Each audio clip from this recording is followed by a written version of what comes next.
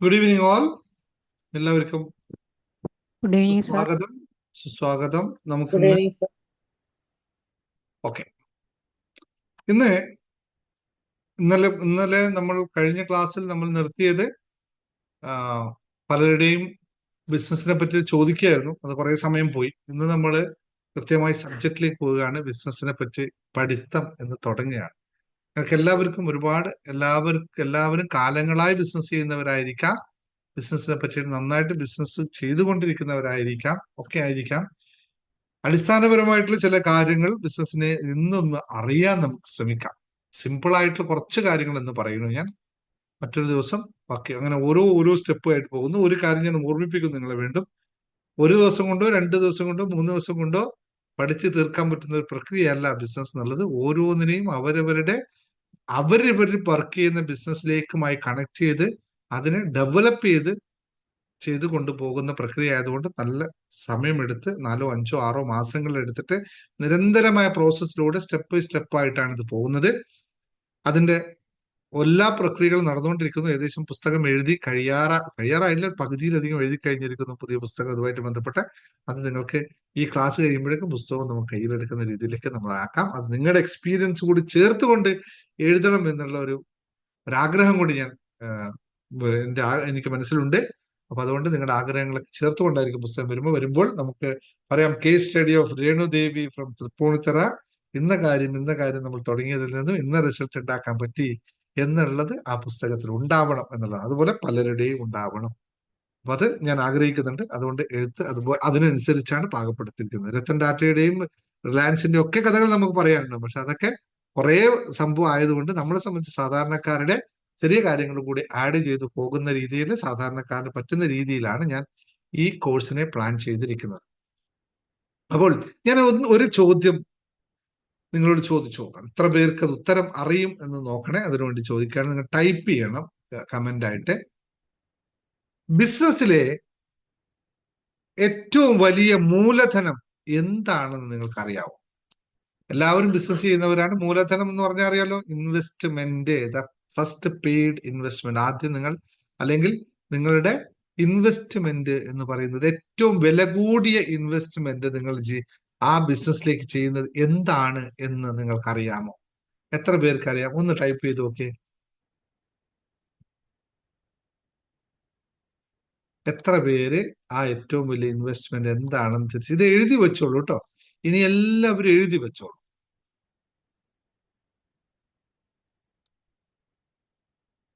Hard work, time, dedication, truth, confidence, knowledge, confidence, time,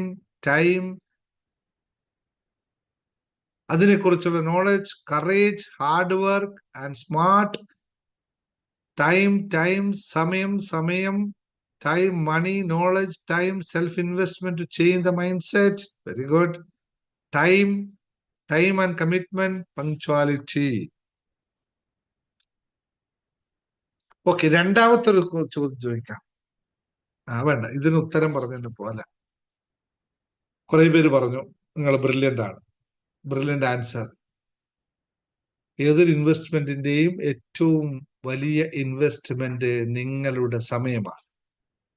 Time is the highest investment what we can do in a business. എത്ര ലക്ഷം നിങ്ങൾ ചെലവഴിക്കാലും, എത്ര കോടികൾ, എത്ര knowledge നിങ്ങൾക്ക് ഉണ്ടായാലും, നിങ്ങൾ അതിനെ വളർത്തിയെടുക്കാനുള്ള സമയം നിങ്ങളുടെ കയ്യിലില്ലെങ്കിൽ ഒരു ബിസിനസ്സും വളരില്ല. ഒന്നാമത്തെ ചോദ്യത്തിന് നിങ്ങൾക്ക് ഉത്തരം കിട്ടി. എന്തുകൊണ്ട് എനിക്ക് LIC പോയിട്ട് LIC ഏജന്റായ ഞാൻ പോയിട്ട് അവരോട് സംസാരിക്കുമ്പോൾ അവർ എനിക്ക് അവരുടെ എന്താ പറയാ ഓർഡർ തരുന്നില്ല എന്നതിന്റെ ഉത്തരം എന്താണ്? നിങ്ങൾ അതിന് എത്ര സമയം ഇൻവെസ്റ്റ് ചെയ്തു എന്നതാണ് പ്രധാനമായിരിക്കുന്നത്. എങ്ങനെ അതിനെപ്പറ്റി പഠിക്കാൻ, അതിനെപ്പറ്റി അറിയാൻ, അതിനെപ്പറ്റി മനസ്സിലാക്കാൻ, അതിനെ മറ്റുള്ളവരോട് ആശയവിനിമയം നടത്താൻ എത്ര സമയം നിങ്ങൾ മെനക്കെടുത്തി എന്നതാണ് പ്രധാനമായിരിക്കുന്നത്. ഇതുപോലെ എല്ലായിടത്തും കണക്ട് ചെയ്ത് നോക്കുക, നിങ്ങൾക്ക് അതിന്റെ റിസൾട്ട് കിട്ടും. സമയം ചിലപ്പോൾ നിങ്ങൾ അവേഴ്സ് ചെലവാക്കിയിട്ടുണ്ടാവും കേട്ടോ. ചിലപ്പോൾ രാവിലെ 8 മണിക്ക് ഓഫീസിൽ പോയിട്ടുണ്ടാവും, വൈകിട്ട് 8 മണി വരെ ഇരുന്നിട്ടുണ്ടാവും. അതല്ല സമയം എന്ന് പറയുന്നത്. ദ പ്രൊഡക്റ്റീവ് ടൈം, അതിന് വേണ്ടി നിങ്ങൾ ഉപയോഗിച്ച സമയത്തെയാണ് ഞാൻ സമയം എന്ന് ഉദ്ദേശിക്കുന്നത്. അയ്യോ, അതാണ് പ്രത്യേകിച്ച് പറയുന്നത്. സമയം എന്ന് പറഞ്ഞ് ഞാൻ കൂടുതൽ സാറേ 15 വർഷമായി ഫുൾ ടൈം രാവിലെ തുടങ്ങി എഴുന്നേറ്റ് മുതൽ രാത്രി വരെ ഓഫീസിൽ തന്നെയാണ്. 15 വർഷം, ഒരു മാറ്റവും വന്നില്ല. ആ സമയത്തെ പറ്റിയല്ല പറഞ്ഞു കേട്ടോ, അത് സമയമല്ല, അത് വേസ്റ്റ് ഓഫ് ടൈമാണ്. ഇവിടെ വ്യത്യാസമുണ്ട്. അതിന് ഓരോന്നും അത്രയും, ബാക്കിയെല്ലാം അതിന്റെ ഇടയിൽ വരുന്ന ആത്മവിശ്വാസം ഇതൊക്കെ ഉണ്ട്. പങ്ക്ച്വാലിറ്റി, ആത്മവിശ്വാസം, ഇതൊക്കെ time of dedication. Yes, correct. Ratankumari പറഞ്ഞു, വളരെ correct. Time of dedication, knowledge, okay, time ഏറ്റവും കൂടുതലാണ്. നിങ്ങൾ ബിസിനസ് ഇൻവെസ്റ്റ് ചെയ്യുന്ന ഓരോ മിനിറ്റും തുല്യമായ പണം നിങ്ങൾക്ക് ലഭിക്കുക തന്നെ വേണം. ഓരോ മിനിറ്റിനും കൗണ്ടിങ് ഓഫ് യുവർ മണി. അതിന് തുല്യമായ റിസൾട്ട് കിട്ടുന്നില്ലെങ്കിൽ അതൊരു ബിസിനസ് അല്ല എന്നുള്ളതാണ് പലപ്പോഴും മനസ്സിലാക്കേണ്ടത്. ഓരോ രീതിയിലും ഓരോ സമയത്തും നമുക്ക് അത് മനസ്സിലാക്കണം. അതിനു വേണ്ടി നമ്മൾ ചെയ്യണം. അതിനനുസരിച്ച് പിന്നെ വരുന്ന ഓരോ കാര്യങ്ങളാണ് പറഞ്ഞത്. പങ്ക്ച്വാലിറ്റി, നമ്മുടെ സത്യസന്ധതയോ, ബിസിനസ്, അനിതകുമാരി വടിവ്, ബിസിനസ്സിൽ സത്യസന്ധതയോ, ആത്മവിശ്വാസം, അറിവ്, കോൺഫിഡൻസ്, ധൈര്യം, കറേജ്, അല്ലെങ്കിൽ ലക്ഷ്യബോധം, ഇതൊക്കെ അതിന്റെ ബൈ പ്രൊഡക്റ്റുകളായിട്ട് വരുന്ന കാര്യങ്ങളാണ് എന്നറിയാം. അപ്പോൾ നമ്മൾ മനസ്സിലാക്കേണ്ട പ്രധാനമായ കാര്യം, ബിസിനസ്, അന്നത്തെ ബിസിനസ്സും ഇന്നത്തെ ബിസിനസ്സും എന്നൊരു കോൺസെപ്റ്റ് നമുക്കറിയണം, അല്ലെ? എപ്പോഴും നമ്മൾ പറയും പണ്ടൊക്കെ നല്ലതായിരുന്നു, ഇന്ന് നല്ലതല്ല എന്ന് പറയുന്ന പോലെ. ഇന്നത്തെ നമ്മൾ പറയാൻ പോകുന്ന ആശയം അത്തരമൊരു ചലനാത്മകതയും മത്സരാധിഷ്ഠിതവുമായ ഈ ബിസിനസ് ലോകത്ത് നമുക്ക് വിജയിച്ച് മുന്നോട്ട് പോകണമെങ്കിൽ ഏതെങ്കിലും ഒരു ആശയമോ, അതിന് തത്തുല്യമായ പ്രവർത്തനമോ, അതിന് തത്തുല്യമായ ശൈലിയോ, ഒരു നൈതികതയോ നമ്മൾ ഉണ്ടാക്കിയെടുത്താൽ മാത്രമേ സാധ്യമാകുകയുള്ളൂ എന്നറിയാം. എല്ലാവരും ബിസിനസ് ചെയ്യുന്നു, അതുകൊണ്ട് ഞാനും ബിസിനസ് ചെയ്യുന്നു. എല്ലാവരും ആ കടയിട്ടു, അതുകൊണ്ട് ഞാനും ആ കടയിട്ടു. എല്ലാവരും LIC ഏജന്റ് ആണ്, അതുകൊണ്ട് ഞാനും LIC ഏജന്റ്. എല്ലാവരും ഡയറക്റ്റ് മാർക്കറ്റിംഗ് ചെയ്യുന്നു, അതുകൊണ്ട് ഞാനും ഡയറക്റ്റ് മാർക്കറ്റിംഗ് ചെയ്യുന്നു. എല്ലാവരും വെൽനസ് പ്രൊഡക്റ്റ് വിൽക്കുന്നു, അതുകൊണ്ട് ഞാനും വെൽനസ് പ്രൊഡക്റ്റ് വിൽക്കുന്നു. വർക്കൗട്ട് ആവില്ല. എല്ലാവരും പോലെ അല്ല നിങ്ങൾ വ്യത്യസ്തനാണ്. ഓരോ ആളും വ്യത്യസ്തനാണ്. അത് മനസ്സിലാക്കി അവനവന്റെ രീതിയുമായി യോജിച്ച രീതിയിൽ ആ ബിസിനസ്സിലോട്ട് എപ്പോഴാണോ നമ്മൾ നമ്മുടെ അറിവും സമയവും സന്ദർഭവും സാഹചര്യവും, അല്ലെങ്കിൽ നമ്മുടെ സകല രീതിയിലുള്ള ഊർജവും എവിടെയാണോ നമ്മൾ ഇൻവെസ്റ്റ് ചെയ്യുന്നത്, അതിൽ നിന്ന് മാത്രമേ റിസൾട്ട് എടുക്കാൻ സാധിക്കുകയുള്ളൂ. വളരെ സിമ്പിൾ ആയിട്ടുള്ള ഒരു കോൺസെപ്റ്റ് പറയാം. എവിടെയാണോ നിങ്ങൾ ഫോക്കസ് ചെയ്യുന്നത്, എവിടെയാണോ നിങ്ങൾ നിങ്ങളുടെ ഊർജത്തെ ഇൻവെസ്റ്റ് ചെയ്യുന്നത്, അതിന്റെ റിസൾട്ട്, ഇൻവെസ്റ്റ്മെന്റിന്റെ റിസൾട്ട് എനർജി ആയിട്ട് തന്നെ തിരിച്ചു വരും. ആ എനർജിയുടെ പേരാണ് മണി. എവിടെയാണോ നിങ്ങൾ ഞാൻ പറയാറുണ്ട്, എനർജി പ്ലസ് ടൈം. ആദ്യം നിങ്ങൾ ടൈം ഇൻവെസ്റ്റ്മെന്റ് ചെയ്തു, ഇനി നിങ്ങൾ എനർജി ഇൻവെസ്റ്റ്മെന്റ് ചെയ്താൽ കിട്ടുന്ന റിസൾട്ടാണ് മണി. ബിസിനസ് എന്ന് പറഞ്ഞാൽ മറ്റൊന്നുമല്ല, മണി ലഭിക്കുന്ന ഏത് പ്രക്രിയയാണോ അതെല്ലാം ബിസിനസ്സാണ്. എന്തിനാണ് നിങ്ങൾ ബിസിനസ് ചെയ്യുന്നത്? ഞാൻ കഴിഞ്ഞ പ്രാവശ്യം ചോദിച്ചിരുന്നു. നിങ്ങളെല്ലാവരും വിളിക്കുന്ന പേരെന്താണ്? ഒന്ന് ടൈപ്പ് ചെയ്ത്. എല്ലാവരും നമ്മളെല്ലാം പരസ്പരം അങ്ങോട്ട് വിളിക്കുന്ന പേരെന്താണ്? അതൊന്ന് ടൈപ്പ് ചെയ്ത് നോക്കിയേ.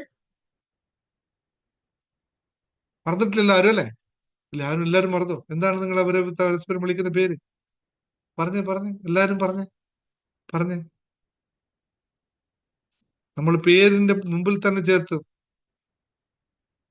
Profit maker Dinesh Kumar, profit maker Radhadevi Pala, അങ്ങനെയാണ് നമ്മൾ വിളിക്കുക. എല്ലാത്തിനും ലാഭം, പ്രോഫിറ്റ് മേക്കർ. അതുപോലെ പ്രോഫിറ്റ് മേക്ക്, ലാഭം. എന്ത് ലാഭമാണ്? പണത്തിന്റെ ലാഭം കേട്ടോ, വേറെ ലാഭങ്ങളൊന്നും കണക്കൂട്ടരുത്. പണത്തിന്റെ ലാഭം നിങ്ങൾക്ക് ലഭിക്കുന്നില്ലെങ്കിൽ നിങ്ങൾ അവിടെ എനർജി ഇൻവെസ്റ്റ് ചെയ്തിട്ടില്ല, നിങ്ങൾ അവിടെ ടൈം ഇൻവെസ്റ്റ് ചെയ്തിട്ടില്ല. അല്ലെങ്കിൽ ടൈമും എനർജിയും ഈക്വലായി ഇൻവെസ്റ്റ് ചെയ്യാതിരിക്കുമ്പോൾ ഈക്വലായിട്ട് ബെനിഫിറ്റ് കിട്ടില്ല എന്നുള്ളതാണ്. അപ്പൊ നമ്മളുടെ ബിസിനസ്, നിങ്ങൾ ആലോചിക്കേണ്ട കാര്യം ഇത്രയാണ്. പ്രാക്ടിക്കലായിട്ട് തന്നെ ഓരോന്ന് എടുത്തു പോകാം. നിങ്ങൾ ആലോചിക്കേണ്ട ഒരു കാര്യം ഞാൻ പറഞ്ഞുതരാം. നിങ്ങൾ ഏത് ബിസിനസ് ആണോ ചെയ്യുന്നത് അതിനെ തന്നെ നിങ്ങൾ ഇപ്പോൾ മനസ്സിൽ വെച്ചുകൊണ്ട് നിങ്ങൾ ചെയ്യേണ്ട കാര്യം, ആ ബിസിനസ്സിൽ നിങ്ങളുടെ സ്ഥാനം എന്താണ് എന്ന് ആദ്യം നിർണയിക്കണം. എന്താണ് ആ ബിസിനസ്സിൽ നിങ്ങളുടെ സ്ഥാനം എന്താണ് എന്ന് വെച്ചാൽ, നോട്ട് കമ്പയറിംഗ് വിത്ത് അതേഴ്സ്. മറ്റുള്ളവരുമായി കമ്പയർ ചെയ്തിട്ട് നിങ്ങളുടെ സ്ഥാനമല്ല. നിങ്ങൾ ഇപ്പോൾ നടത്തിക്കൊണ്ടിരിക്കുന്ന ബിസിനസ്സിൽ വാട്ട് ഈസ് യുവർ റോൾ ആദ്യം ഡിസൈൻ ചെയ്യണം. ആരാണ് നിങ്ങൾ? പണിക്കാരനാണോ, ജോലിക്കാരനാണോ, മുതലാളിയാണോ, എന്താ പറയാ നമ്മുടെ ലോഡിങ് അൺലോഡിങ് ചെയ്യുന്ന ആളാണോ? എന്താണ് നിങ്ങൾ? നമ്മളെല്ലാവരും ബേസ് 1 ബിസിനസ് പീപ്പിൾസ് ആണെന്ന് പറയും. നമുക്ക് ബിസിനസ്സിന് 3 തലങ്ങളാണുള്ളത്: ബേസ് 1, ബേസ് 2, ബേസ് 3. ബേസ് 1 എന്ന് പറഞ്ഞാൽ ഇൻവെസ്റ്റ് ചെയ്തത് നമ്മൾ തന്നെയാണ്, വർക്ക് ചെയ്യുന്നത് നമ്മൾ തന്നെയാണ്, അതിന്റെ ലാഭം എടുക്കുന്നത് നമ്മൾ തന്നെയാണ്, അതിന്റെ നഷ്ടം സഹിക്കുന്നത് നമ്മൾ തന്നെയാണ്, ജോലിക്കാരന് തെറി കേൾക്കുന്നത് നമ്മൾ തന്നെയാണ്, ജോലിക്കാരനോട് ഒന്ന് ചെയ്യാവോ എന്ന് ചോദിക്കുന്നത് നമ്മൾ തന്നെയാണ്, ശമ്പളം കൊടുക്കുന്നത് നമ്മൾ തന്നെ, അല്ലേ? എല്ലാം നമ്മളാണ്. സാധാരണ കച്ചവട ബിസിനസ് ജോലിക്കാരുള്ളവർ, ഇവിടെ അധികം ആൾക്കാർ സെൽഫായിട്ടുള്ള കാര്യം. സെൽഫാണെങ്കിൽ ചുമട് എടുക്കുന്നത് ഞാൻ തന്നെ രാമ, ചുമട് ഇറക്കുന്നത് ഞാൻ തന്നെ രാമ, പൈസ മേടിക്കുന്നത് ഞാൻ തന്നെ രാമ, പൈസ കൊടുക്കുന്നത് ഞാൻ തന്നെ രാമ, അല്ലേ? ഇങ്ങനെ ഉള്ള ആൾക്കാർ, ഇങ്ങനെയാണ് നമ്മളുണ്ട്. അപ്പൊ അതെല്ലാം ബിസിനസ്, നമ്മളെല്ലാം സെൽഫ് മെയ്ഡ് ബിസിനസ് ആണ് ചെയ്യുന്നത്. അതുകൊണ്ട് ലെവൽ നമ്പർ 1 പറ്റി മാത്രമേ ഇപ്പൊ പറയുന്നുള്ളൂ. കാരണം ലെവൽ നമ്പർ മുകളിലുള്ളവർ എനിക്കിവിടെ എത്ര പേരുണ്ടെന്ന് എനിക്കറിയില്ല. 10ൽ കൂടുതൽ ജോലിക്കാരൊക്കെ ഉള്ളവരുണ്ടോ ഇവിടെ? ഓണർ എന്നൊന്നും വിളിക്കണ്ട, ആരും വിളിക്കണ്ട. നമ്മൾ തൽക്കാലം ഓണർ എന്നൊക്കെ പറഞ്ഞാൽ 4ാമത്തെ സ്റ്റേജാണ്, 4ാമത്തെ സ്റ്റേജാണ്. ഇപ്പൊ നമ്മള് പണിക്കാരനാണ്. നമ്മൾ സ്വന്തം പോക്കറ്റിൽ നിന്ന് പൈസ ഇറക്കിയിട്ട് നമ്മൾ തന്നെ പണിയെടുത്ത് നമ്മൾ തന്നെ ലാഭം ഉണ്ടാക്കി മറ്റുള്ളവർക്ക് കൊടുക്കുന്ന ആൾക്കാരാണ്. അത്രേ ഉള്ളൂ. നമ്മൾ സിമ്പിളാണ്. നമ്മൾ പണിയെടുക്കും, നമ്മൾ പൈസ ഇറക്കും, നമ്മൾ സമയം ഇറക്കും, നമ്മൾ പൈസ ഉണ്ടാക്കും, ആ പൈസ നമ്മൾ പണിക്കാരന് കൊടുക്കും. എന്നാ പിടിച്ചോ, നിനക്ക് എന്റെ വക എന്ന് പറഞ്ഞു, അല്ലെ? ഇതാണ് നമ്മൾ അധികം ചെയ്യുന്നത്. പണിക്കാരൻ കാശ് ഉണ്ടാക്കി നമുക്ക് തരുന്നവർ വളരെ കുറവാണ്. ഇത് സത്യമാണ്, ഇതൊന്ന് മനസ്സിലാക്കുക. അപ്പോ നമ്മൾ എവിടെയാണ് നമ്മൾ നിൽക്കുന്നത് എന്ന് ആദ്യം ഡിസൈഡ്. ഞാൻ ബിസിനസ് തുടങ്ങിയപ്പോൾ ആദ്യം ഞാൻ ഡിസൈഡ് ചെയ്ത കാര്യമാണ് എന്റെ പൊസിഷൻ എന്താണ്. അതുകൊണ്ട് തെറ്റുണ്ടെന്നല്ല, പൊസിഷൻ. ഞാൻ ഓണർ, ഒരാളോട് ഞാൻ പറയില്ല ഓണറാണ്, ഞാൻ പറഞ്ഞു ഞാൻ സെയിൽസ് മാനേജറാണ്, അല്ലെങ്കിൽ ഞാൻ മാർക്കറ്റിംഗ് എക്സിക്യൂട്ടീവ്. പിന്നെ എനിക്ക് അതത്രേ എനിക്ക് കോൺഫിഡൻസ് ഉള്ളൂ. ഒരു മലയാളി എന്ന് പറഞ്ഞിരിക്കാനുള്ള കോൺഫിഡൻസ് ഇല്ല, അതുകൊണ്ട് മാത്രം. അപ്പോ അവിടെ ചിലപ്പോ ഒരു ഇൻവെസ്റ്റർ ആവാം, അല്ലെങ്കിൽ ഒരു മാനേജർ ആവാം. എഴുതി വെച്ചോളൂ നിങ്ങൾ കേട്ടോ. നിങ്ങൾ ഏത് പൊസിഷനാണ് ആ ബിസിനസ്സിൽ ചെയ്യുന്നത് എന്ന് നിങ്ങൾ, ഞാനിതൊന്നും എഴുതി വെച്ചിട്ടുണ്ടാവില്ല, നിങ്ങൾ എഴുതി വെച്ച് പിന്നെ ചോദ്യങ്ങളായിട്ട് എന്നോട് ചോദിക്കണം. ആഴ്ചയിൽ ഒരു ചോദ്യം വരുന്ന സമയത്ത് ചോദിക്കണം. ഇന്ന് നമ്മുടെ ബിസിനസ്സിൽ നമ്മൾ ഏത് സ്ഥാനമാണ്? നമ്മളൊരു ഇൻവെസ്റ്റർ ആണോ എന്ന് വെച്ചാൽ ഇൻവെസ്റ്റർ റോൾ എന്താണൊക്കെ പഠിപ്പിച്ചു തരാം. ഇൻവെസ്റ്റർ ആണോ തീരുമാനിക്കുക, അല്ലെങ്കിൽ അതിന്റെ മാനേജർ ആണോ അത് തീരുമാനിക്കുക, അല്ലെങ്കിൽ ഞാനൊരു ജോലിക്കാരനാണോ, അല്ലെങ്കിൽ ഒരു എന്താ പറയാ ഒരു ടെക്നീഷ്യൻ ആണോ, എല്ലാ വർക്കുകളും ചെയ്യുന്ന ഒരു ടെക്നീഷ്യൻ ആണോ, അല്ലെങ്കിൽ ഞാനൊരു അക്കൗണ്ടന്റ് ആണോ? എന്താണ് നമ്മുടെ ഡ്യൂട്ടി എന്ന് നമ്മൾ അവിടെ മനസ്സിലാക്കി വെക്കുക എന്നുള്ളതാണ്. അതിലൂടെ മാത്രമേ നമുക്ക് എങ്ങോട്ട് പോകണം, എന്ത് ചെയ്യണം എന്നൊക്കെ നമുക്ക് മനസ്സിലാവുള്ളൂ. ഒരു ടെക്നീഷ്യൻ പോയിട്ട് എന്റർപ്രണറിന്റെ മൈൻഡ് സെറ്റ്, എന്റർപ്രണറിനെ ചിന്തിക്കുന്ന രീതിയിൽ ചിന്തിച്ചിട്ട് അവൻ അതിനുവേണ്ടി റോഡ് മാപ്പ് ഉണ്ടാക്കി കഴിഞ്ഞാൽ ശരിയാകുമോ? അവൻ ടെക്നീഷ്യന്റെ റോളിൽ നിന്നുകൊണ്ട് റോഡ് മാപ്പുകളെ മാത്രം, അതൊക്കെ പിന്നെ പറഞ്ഞു തരാം ഓരോ കാര്യങ്ങളായിട്ട്. അപ്പൊ ഇതിനെ പറ്റി ഒന്ന് കൃത്യമായി മനസ്സിലാക്കി വെക്കുക എന്നുള്ളതാണ്. അപ്പോ നമുക്ക് രണ്ടാമത്തെ കാര്യം, ഏതൊരു ബിസിനസ്സിലും നമുക്ക് വേണ്ടത് ഒരു ദിശാബോധമാണ്. എന്താണ്? ഏതൊരു ബിസിനസ്സിലും നമുക്ക് വേണ്ടത് ദിശാബോധമാണ്. ഇപ്പോൾ എന്താണ്, ഏതായാലും തുടങ്ങിക്കഴിഞ്ഞു, തുടങ്ങുന്നതിന് മുമ്പത്തെ കാര്യം ഞാൻ പറഞ്ഞില്ല, തുടങ്ങിക്കഴിഞ്ഞു. തുടങ്ങിയ അവസ്ഥയാണ് പറഞ്ഞത്. തുടങ്ങുമ്പോൾ എന്താണ് അവസ്ഥ, ഇത് എങ്ങോട്ടാണ് പോകേണ്ടത്, എന്തിനാണ് ഇത് തുടങ്ങുന്നത്, എങ്ങോട്ടാണ് ഞാൻ പോകേണ്ടത് എന്നുള്ള വ്യക്തമായ ദിശാബോധം നമ്മൾ ഉണ്ടാക്കിയെടുക്കണം.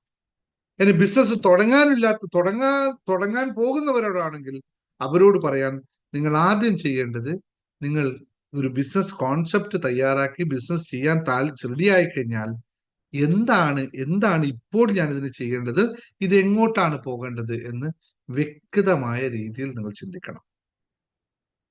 ആരെങ്കിലും പറയുന്നതല്ല.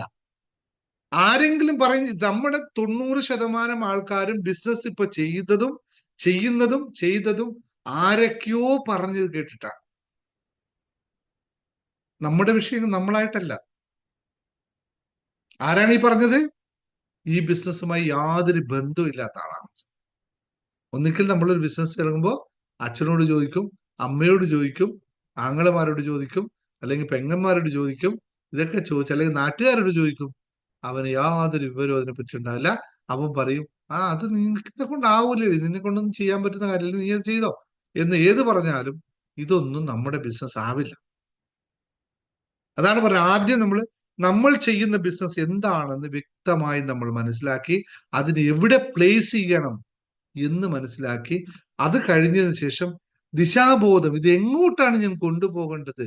രഞ്ജുവിനോട് ഇപ്പൊ ചോദിച്ചു, മുംബൈയിൽ ഇത്രയും നല്ലൊരു ഗാർമെന്റ്സ് ടൈലറിംഗ് ഷോപ്പ് ഇട്ടിട്ട് അടുത്ത 5 വർഷത്തിൽ രഞ്ജു എന്താ ചെയ്യുന്നതെന്ന് ചോദിച്ചാൽ, സാറ് ഞാൻ ഇവിടെ തന്നെ ഉണ്ടാവും എന്ന് പറഞ്ഞത് കൊണ്ട് ബിസിനസിന്റെ ഇമ്പ്രൂവ്മെന്റ് ഉണ്ടാവില്ല. ദിശാബോധം ഉണ്ടാവണം. ഇതേ ഇപ്പോൾ ഞാൻ 2 പണിക്കാരെ വെച്ചിട്ടാണ് ടൈലറിങ് ചെയ്യുന്നതും ആൾക്കാർ സെർവ് ചെയ്യുന്നതെങ്കിൽ 5 വർഷം കഴിയുമ്പോൾ 5ഓ 6ഓ ടൈലർ വെച്ചിട്ട് ഇതിനെ വലുതാക്കാൻ സാധിച്ചില്ലെങ്കിൽ പിന്നെ ബിസിനസ് എങ്ങനെ വളരും? ഓരോ ദിവസവും നമ്മുടെ ചെലവ് കൂടിക്കൊണ്ടുവരികയാണ്. നമുക്ക് ചെലവ് കുറയുന്നില്ല. ഒരു ദിവസം പോലും ഇന്നലത്തെക്കാളും ചെലവ് കൂടുതലാണ് ഇന്ന് എല്ലാ കാര്യങ്ങൾക്കും. അപ്പോൾ ആക്ച്വലി പ്രോഫിറ്റ് മേക്കർ എന്ന് പറയുന്ന നമ്മുടെ അവസ്ഥ എന്താവും? ഓരോ ദിവസവും ലോസ് മേക്കറായി മാറിക്കൊണ്ടിരിക്കും. അപ്ഗ്രേഡ് ചെയ്യാത്തത് എത്ര പേര് അപ്ഗ്രേഡ് ചെയ്യുന്നു? അപ്പോൾ നമുക്ക് ദിശാബോധം ഇല്ലാത്തത് കൊണ്ടല്ലേ അപ്ഗ്രേഡ് ചെയ്യാം. നമ്മൾ ചെയ്യുന്ന ആ ഒരു മേഖലയിൽ ഇതെങ്ങോട്ടാണ് പോകുന്നത് എന്ന അറിവ് നമുക്കില്ലെങ്കിൽ അതിന്റെ അർത്ഥം നമ്മൾ അവിടെ ശ്രദ്ധിക്കുന്നില്ല എന്ന് തന്നെയല്ലേ. നമ്മൾ ആ കാര്യത്തിൽ പൂർണ്ണ ശ്രദ്ധയോടുകൂടി മുന്നോട്ട് പോയി കഴിഞ്ഞാൽ മാത്രമല്ലേ നമുക്ക് അടുത്ത തലത്തിലേക്ക് പോകും. ഇപ്പൊ എന്നോട് ചോദിക്കുകയാണ്, കോച്ചിങ് ഇൻഡസ്ട്രി അടുത്ത 5 വർഷത്തിൽ എവിടെ പോയി എത്തും എന്ന് ചോദിച്ചു കഴിഞ്ഞാൽ ഏത് സബ്ജക്റ്റ് പോയാലും എനിക്കിരുന്ന് പറയാൻ പറ്റും. കാരണം ഞാനത് പഠിക്കുന്നു, ഞാൻ കോച്ചിങ് ഇൻഡസ്ട്രി ചെയ്യുന്നു.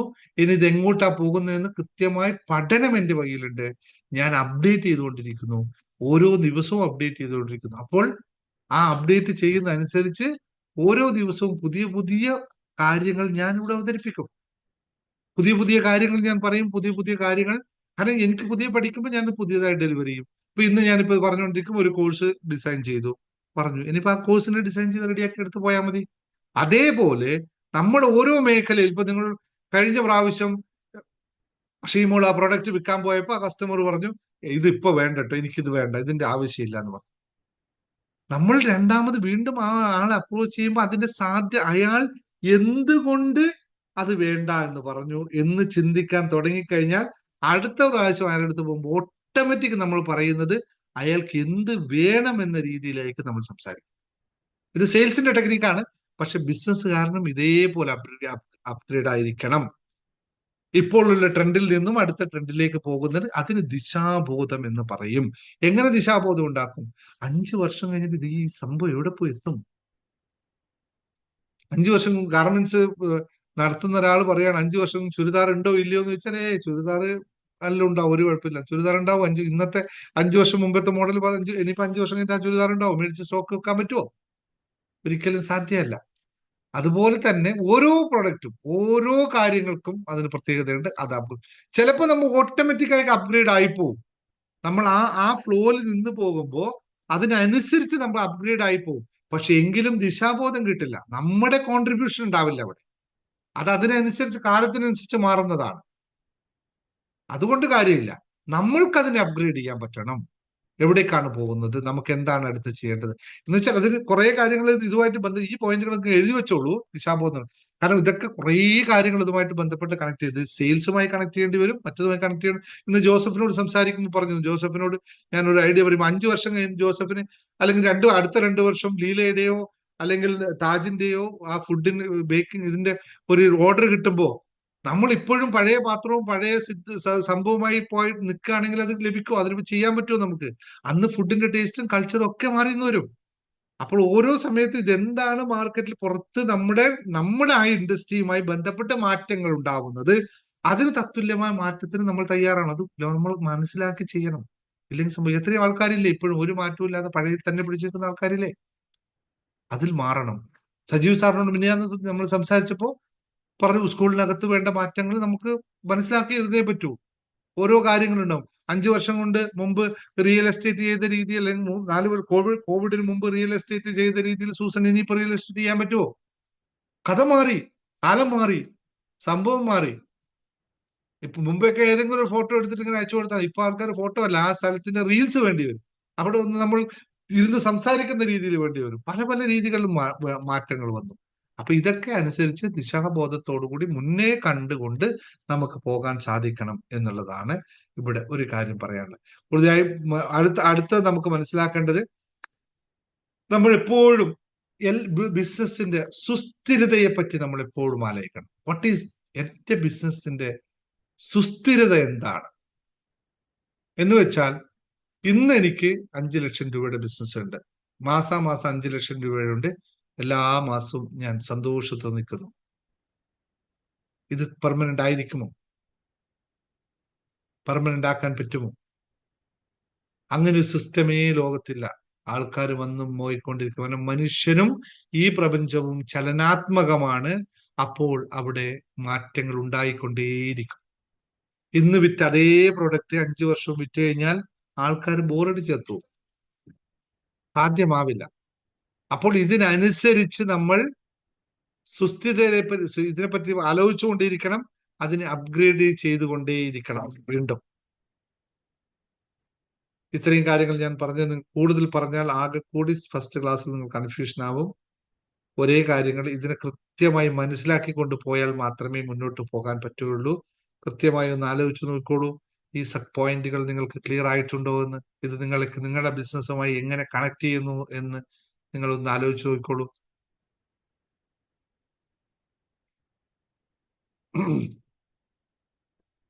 ഇനി ഞാൻ പറയാൻ പോകുന്നത് നിങ്ങൾ തന്നെ അനലൈസ് ചെയ്യേണ്ട ഒരു 6 കാര്യങ്ങളാണ്. 6 mind set of successful business ഓണേഴ്സിനെ പറ്റിയാണ്. 6 മൈൻഡ് സെറ്റുകൾ. അതായത് സക്സസ് ആയി ബിസിനസ് ചെയ്യുന്ന ആൾക്കാരുടെ, സക്സസ് ആണ് ബിസിനസ് ചെയ്യുന്ന ആൾക്കാർ 6 മൈൻഡ് സെറ്റുകൾ അവർക്കുണ്ടാവും. ഈ 6 മൈൻഡ് സെറ്റുകളെ പറ്റിയിട്ടാണ് ഇതിൽ നിങ്ങൾ എത്രത്തോളം ഉണ്ട്. ഒരു തരത്തിലെങ്കിൽ ഒരു തരത്തിൽ നിങ്ങൾ ബിസിനസ് ഓണേഴ്സ് ആണ് അല്ലെ. നിങ്ങൾ എന്ത് ചെയ്യുന്നു, എന്ത് പ്രവർത്തനം ചെയ്യുന്നു, ബിസിനസ് എന്ന രീതിയിൽ തന്നെയാണ് ചെയ്യുന്നതെങ്കിൽ ആ 6 കാര്യങ്ങളെ ഒന്ന് മനസ്സിലാക്കുക, നിങ്ങൾക്ക് ഇത് ചെയ്യാൻ പറ്റുന്നുണ്ടോ എന്ന്. പോയിന്റ് വൈസ് ഒക്കെ ജസ്റ്റ് പോയിന്റുകൾ നിങ്ങൾക്ക് മുമ്പിൽ പ്രസന്റ് ചെയ്യാം. നിങ്ങളിത് ചെയ്തു നോക്കുക. തോൽവി നിങ്ങൾ എങ്ങനെയാണ് കാണുന്നത്? പരാജയം അല്ലെങ്കിൽ ഒരു ബിസിനസ് നഷ്ടപ്പെട്ടാൽ പരാജയത്തെ നിങ്ങൾ എങ്ങനെയാണ് കാണുന്നത് എന്നുള്ളത്. അതോടുകൂടി എല്ലാം തീർന്നു എന്നുള്ള ചിന്തകളല്ലേ നമുക്ക് ഏറ്റവും കൂടുതൽ ഉണ്ടാവുന്നത്. ഒരു സക്സസ് ബിസിനസ്മാൻ എന്ന് പറയുന്നത് ഓൾവേസ് തോൽവിയെ അംഗീകരിക്കുന്നയാളാണ്. അല്ലെങ്കിൽ ഫെയിലിയറിന് എംബ്രാസ് ഫെയിലിയർ ആസ് എ ലെസൺ എന്ന് പറയും. ഓരോ തോൽവിയും അവനെ സംബന്ധിച്ച് പഠനമാണ്. ഓരോ തോൽവി, ഒരു ഡീല് നിങ്ങൾക്ക് നഷ്ടപ്പെട്ടോ, അപ്പൊ ഇരുന്ന് ആലോചിച്ച് വെക്കുക, എന്തോ ഒന്ന് എനിക്ക് പഠിക്കാനുണ്ട്. അത് അവിടെ ഇരുന്ന് പഠിക്കുക. എന്തുകൊണ്ട് എനിക്ക് ഈ ഡീല് നഷ്ടപ്പെട്ടു? എന്തുകൊണ്ട് ഈ കസ്റ്റമർ എൻ്റെ അടുത്ത് സാധനം വാങ്ങിച്ചില്ല?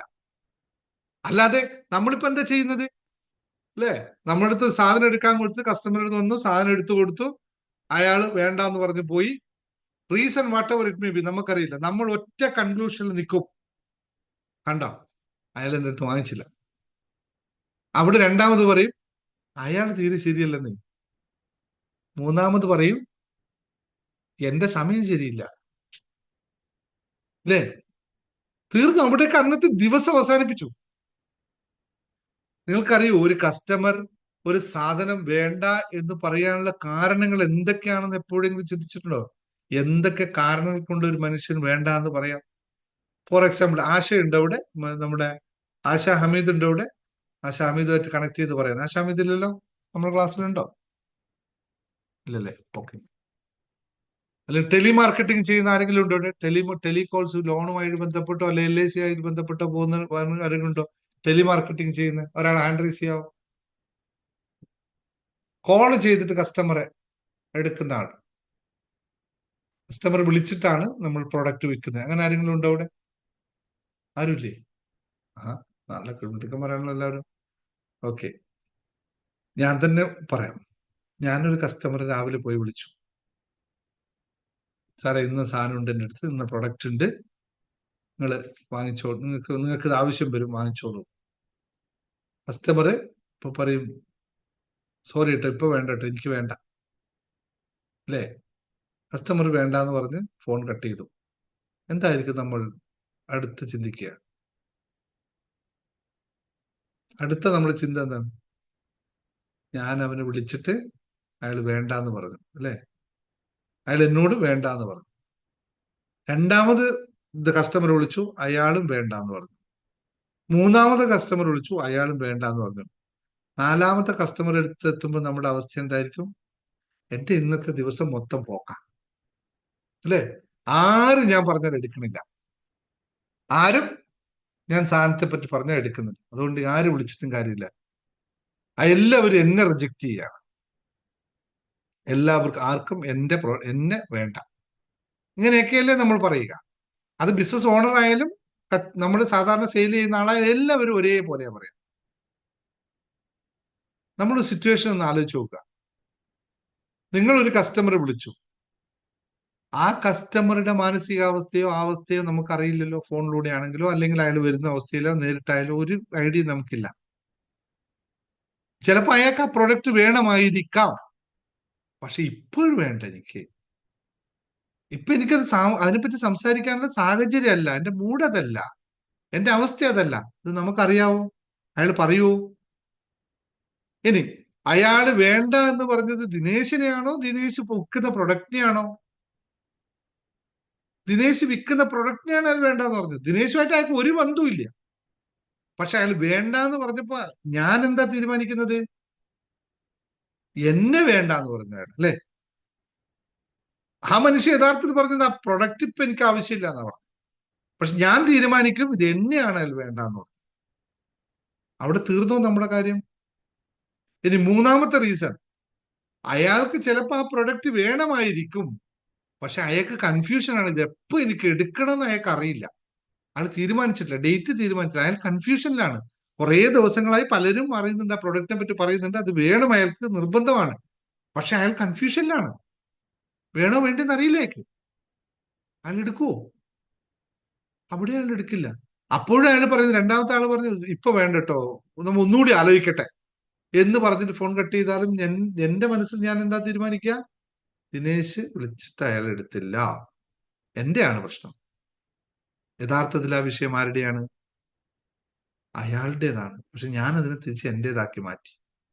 മൂന്നാമത്തെ സിറ്റുവേഷനിൽ അയാൾ വിളിച്ചു, അയാൾക്ക് പ്രൊഡക്റ്റ് വേണം, പക്ഷേ അയാൾക്ക് പ്രൊഡക്റ്റും വേണം, അയാൾക്ക് ഇഷ്ടമാണ്, ആവശ്യമുണ്ട്, എല്ലാം ഉണ്ട്. പക്ഷെ ഇപ്പോഴും എന്റെ കയ്യിൽ കാശില്ല. എല്ലാം വേണം, റെഡിയാണ്, എന്റെ കയ്യിൽ ഇപ്പൊ പൈസ ഇല്ല. അപ്പൊ പൈസ വരുന്നവരെ ഞാൻ വെയിറ്റ് ചെയ്യണം. അപ്പോഴും ഞാൻ പറഞ്ഞു ഇയാൾ എന്നെ ഒഴിവാക്കിയത്. ഇതൊരു സിറ്റുവേഷൻ. ഇനി എന്താ സംഭവിക്കുന്നത് അറിയോ? പിന്നെ ആ നമ്മൾ വിളിച്ച മനുഷ്യനെ വീണ്ടും നമ്മൾ വിളിക്കുകയില്ല. അയാൾ വഴിയെ പോലെ ഇനിയിപ്പോ നമ്മളെ തേടി ഇങ്ങോട്ട് വന്നാലും ഇയാളെ ഞാൻ 4-5 പ്രാവശ്യം വിളിച്ചതല്ലേ, ഇയാള് വേണ്ടെന്ന് പറഞ്ഞ ആളാ എന്ന് പറഞ്ഞിട്ടായിരിക്കും നമ്മൾ അയാളോട് പിന്നെ സംസാരിക്കുക. സംഭവിക്കാറില്ലേ നമുക്കിതെല്ലാം? ഞാൻ എത്ര അനുഭവങ്ങൾ പറയാനുണ്ടാവും. ബിസിനസിന്റെ ഏറ്റവും വലിയ ഫെയിലിയർ എവിടെയാണെന്നറിയോ? ഫോളോ അപ്പ് ഇല്ലായ്മയാണ്. കൃത്യമായ ഫോളോ അപ്പ് ഇല്ലായ്മയാണ് ബിസിനസിന്റെ എല്ലാ ബിസിനസിന്റെയും പരാജയം. എത്ര കസ്റ്റമർ നിങ്ങൾക്ക് ഇപ്പൊ നിങ്ങൾ ഇപ്പൊ ഇരുന്ന് ആലോചിച്ചോളൂ, നിങ്ങളുടെ നിലവിലെ എത്ര കസ്റ്റമറെ നിങ്ങൾ കൃത്യമായ ഫോളോ അപ്പുകൾ നടത്തുന്നുണ്ട്? ഫോളോ അപ്പുകൾ അല്ല കേട്ടോ, കൃത്യമായ ഫോളോ അപ്പുകൾ നടത്തുന്നുണ്ട്. ഇല്ല എന്ന് എല്ലാവരും പറയും. എപ്പോഴെങ്കിലും തോന്നുമ്പോൾ വിളിക്കും, എപ്പോഴെങ്കിലും സംസാരിക്കും, അങ്ങനെയുള്ളവരുണ്ട്. അതിന്റെ വ്യക്തമായി മനസ്സിലാക്കിക്കൊണ്ട് എത്രയാണ്. ഞാനൊരു കഥ വായിച്ചിരുന്നു, അതിങ്ങനെയായിരുന്നു. അമേരിക്കയിലെ ഏറ്റവും സമ്പന്നനായ, ഏറ്റവും കൂടുതൽ ഇൻഷുറൻസ് മേഖലയിൽ തെളിഞ്ഞ ഒരു വ്യക്തിയുടെ ഒരു കഥയാണ്. അദ്ദേഹം ഒരു വാച്ച് കമ്പനിയിൽ ജോലി ചെയ്യായിരുന്നു. അപ്പൊ വാച്ച് കമ്പനിയിൽ ജോലി ചെയ്തുകൊണ്ടിരിക്കുമ്പോൾ തീരെ ശമ്പളം വളരെ കുറവാണ്. അപ്പൊ നിത്യവൃത്തി വഴിയല്ല, ആവില്ല. അങ്ങനെ അയാൾ വേറെ ജോലി അന്വേഷിച്ചു പോയപ്പോ ഇൻഷുറൻസ് കമ്പനിയിൽ ജോലി കിട്ടി.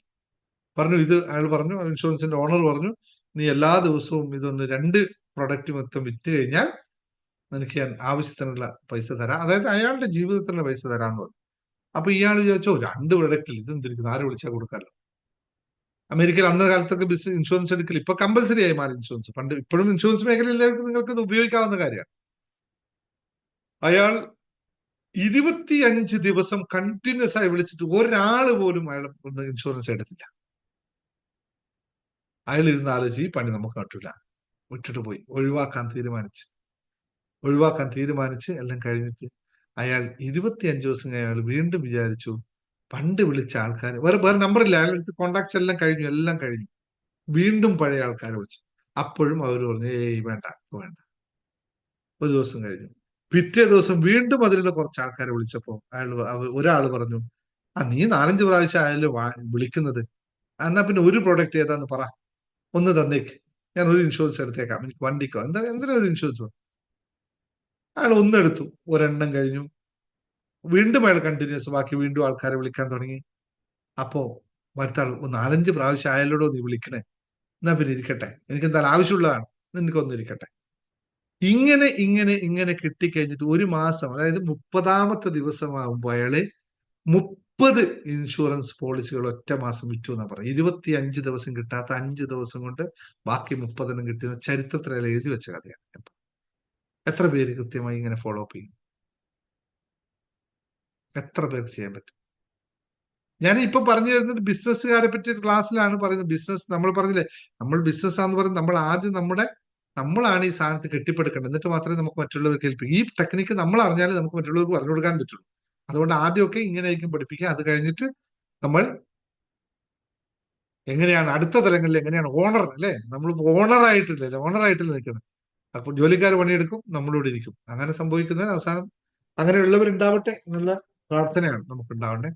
അപ്പോ ഇങ്ങനെ കുറെ കാര്യങ്ങൾ, ഫോളോ അപ്സ് കാര്യങ്ങൾ നമ്മൾ കൃത്യമായി ചെയ്യണം, എഴുതി വെച്ച് ചെയ്യാൻ പഠിക്കണം. ഇന്നു മുതൽ നിങ്ങൾ പ്രത്യേകിച്ച് ഞാൻ പറയും, ഇൻഷുറൻസ് മേഖലയിലുള്ളവര്, ഡയറക്റ്റ് മാർക്കറ്റിംഗ് ചെയ്യുന്നവര്, അല്ലെങ്കിൽ നിങ്ങളുടെ ഹെൽത്ത് കെയറിൽ ചെയ്യുന്നവര്, നിങ്ങൾക്കൊക്കെ ലിമിറ്റഡ് ഡാറ്റാബേസേ ഉണ്ടാവുള്ളൂ, ഒരുപാട് ആൾക്കാരുണ്ടാവില്ല.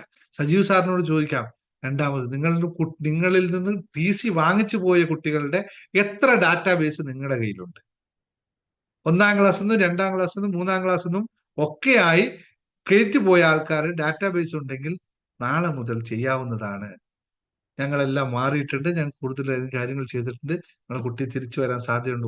വിളിച്ചാൽ നിങ്ങൾ വിളിക്കണം എന്നല്ല പറഞ്ഞത്, ആൾക്കാരെ വെച്ച് നമുക്ക് ചെയ്യാവുന്നതാണ്. ആ ഡാറ്റാബേസ് ഉണ്ടാക്കിയെടുക്കണം. അതിലൂടെ നമുക്ക് എന്താ സംഭവിക്കാന്ന് വെച്ചാൽ ഒരു കണക്ടിവിറ്റി. ഞാൻ ഇന്നിപ്പോ നിങ്ങളോട് പറഞ്ഞു, ഇന്ന് രാവിലെ ഞാൻ വീണ്ടും എന്റെ ഓഫീസിൽ ഇതേ സാധനം ഇംപ്ലിമെന്റ് ചെയ്തിട്ടാണ്. ഇപ്പൊ സന്ദർഭവശാൽ പറഞ്ഞു പോവാണ്, ഞാൻ പ്രിപ്പയർ ചെയ്ത് പറയല്ല. ഇന്ന് രാവിലെ ഞാൻ എന്റെ ഓഫീസിൽ ഇംപ്ലിമെന്റ് ചെയ്തത്. ഞാൻ കുറച്ചു കാലമായി ഇപ്പൊ ഈ ഫോളോ അപ്പ് ഇല്ലാതെ. നീ എല്ലാവരും പറഞ്ഞു, എല്ലാവരും ഡാറ്റാബേസ് കൊണ്ടുവരൂ, എല്ലാം എടുത്തു വെക്കൂ, നമുക്കെല്ലാം കയറ്റി പഴയ ആൾക്കാരെയൊക്കെ ഒന്ന് വിളിക്കണം. എല്ലാവരും വിളിച്ചു. കാരണം ഏറ്റവും വലിയ വിഷയം, ഒരു വിഷയം കൂടി ഞാൻ പറയാം. ബിസിനസ്സിൽ അനുഭവിക്കുന്ന ഏറ്റവും വലിയ വിഷയം, ഇതെല്ലാവർക്കും നിങ്ങൾക്ക് അനുഭവം ഉണ്ടാകും, നിങ്ങൾക്ക് അനുഭവം ഉണ്ടാകും, അത് തന്നെ മറ്റുള്ളവർക്ക് വിളിക്കുക. ജോസഫിന്റെ അടുത്ത് നിന്ന് ഫുഡ് ഓർഡർ ചെയ്യണമെന്ന് ഞാൻ പണ്ടേ തീരുമാനിച്ചതാണ്. എനിക്ക് ആഗ്രഹമുണ്ട്. ഈവൻ എന്റെ വീട്ടിൽ ഒരു ചെറിയ പാർട്ടി നടക്കുന്നുണ്ട്, ജോസഫിന്റെ അടുത്ത് ഫുഡ് മേടിക്കുന്നത് എനിക്ക് ആഗ്രഹമുണ്ട്. അതുകൊണ്ട് ഞാൻ ജോസഫിന്റെ ഫുഡ് പള്ളി കണ്ടപ്പോൾ ജോസഫിന്റെ ഫുഡിനെ പറ്റി ഓർത്തു. അതുകൊണ്ട് ജോസഫിന്റെ നമ്പറൊക്കെ ഞാൻ ഫോണിൽ മേടിച്ച് സേവ് ചെയ്ത് വെച്ചിട്ടുണ്ട്. എന്റെ അടുത്ത ഞായറാഴ്ച എന്റെ വീട്ടിലൊരു പരിപാടി നടക്കുകയാണ്. ഞാനും എന്റെ വൈഫും തലകുത്തി മറിഞ്ഞിട്ട് ആലോചിക്കുകയാണ്, ജോസഫിന്റെ നമ്പർ, ഈ ജോസഫിന്റെ പേര് എനിക്ക് ഓർമ്മയില്ല, ഞാൻ എങ്ങനെ ജോസഫിനെ കോണ്ടാക്ട് ചെയ്യും, ഏത് വഴിയിൽ? ജോസഫിന്റെ പേര് എനിക്ക് ഓർമ്മയില്ല. പേര് എഴുതി ജോസഫ് എന്ന് എഴുതി വെച്ചിട്ട്, അന്നത്തെ പരിചയത്തിൽ ജോസഫ് എഴുതിയിട്ടുണ്ട്, എല്ലാ കാര്യവും എഴുതി വെച്ചിട്ട്, പള്ളിയിൽ കാണുന്ന മനുഷ്യനാണ്, ഒക്കെയാണ്. കഴിഞ്ഞ ഒരാഴ്ച പള്ളിയിൽ പോകാൻ സമയം കിട്ടിയിട്ടില്ല, ജോസഫിന്റെ നമ്പർ ഓർമ്മയില്ല. ഇത് എങ്ങനെ സാധ്യമാകും? ഈ വിഷയം ഫേസ് ചെയ്യുന്ന എത്ര ആയിരം ആൾക്കാരുണ്ടെന്ന് അറിയും? നിങ്ങൾ ശ്രദ്ധിച്ചിട്ടുണ്ടോ? നിങ്ങളൊക്കെ പ്രൊഡക്റ്റ് വിൽക്കുന്നവരല്ലേ? നിങ്ങളുടെ പേര് അവർക്ക് ഓർമ്മയില്ലെങ്കിൽ അവരെങ്ങനെ നിങ്ങളെ വിളിക്കും? ഇത് എല്ലാവരും നമ്മൾ ഫേസ് ചെയ്യുന്നില്ലേ? ഞാൻ എപ്പോഴും ഫേസ് ചെയ്യുന്ന വിഷയമാണ്. എനിക്കൊരാളെ വിളിക്കാൻ തോന്നും, പക്ഷെ പേര് ഓർമ്മയുണ്ടാവില്ല. പിന്നെ ഇപ്പൊ ഷോർട്ട് കട്ടിലൊക്കെ നമ്മൾ പേര് എഴുതി വെച്ചാലൊക്കെ ഓക്കെ. ഇപ്പൊ മൊബൈലിൽ ഒരുപാട് എഴുതി വെക്കുന്നുണ്ട്, പുസ്തകത്തിൽ എഴുതി വെച്ചിട്ടുണ്ടാവാം. എങ്ങനെ കണ്ടുപിടിക്കും? മൊബൈലാണ് കുറെ തപ്പി 2000-3000 നമ്പറൊക്കെ തപ്പിയിട്ട് എങ്ങനെയെങ്കിലൊക്കെ തപ്പിടും. പുസ്തകത്തിൽ എഴുതി വെച്ചവർ എന്ത് ചെയ്യും? എവിടെ പോയി തപ്പും? അപ്പോൾ ഞാൻ പറഞ്ഞു വന്നത്, പൊട്ടൻഷ്യലായി സാധ്യതയുള്ള ആൾക്കാരുമായിട്ട് കണക്ടിവിറ്റി നിലനിർത്തുക വളരെ important. Connect with the people. ഇത് ബിസിനസിന്റെ വളർച്ചയ്ക്ക് അത്യന്താപേക്ഷിതമാണ്.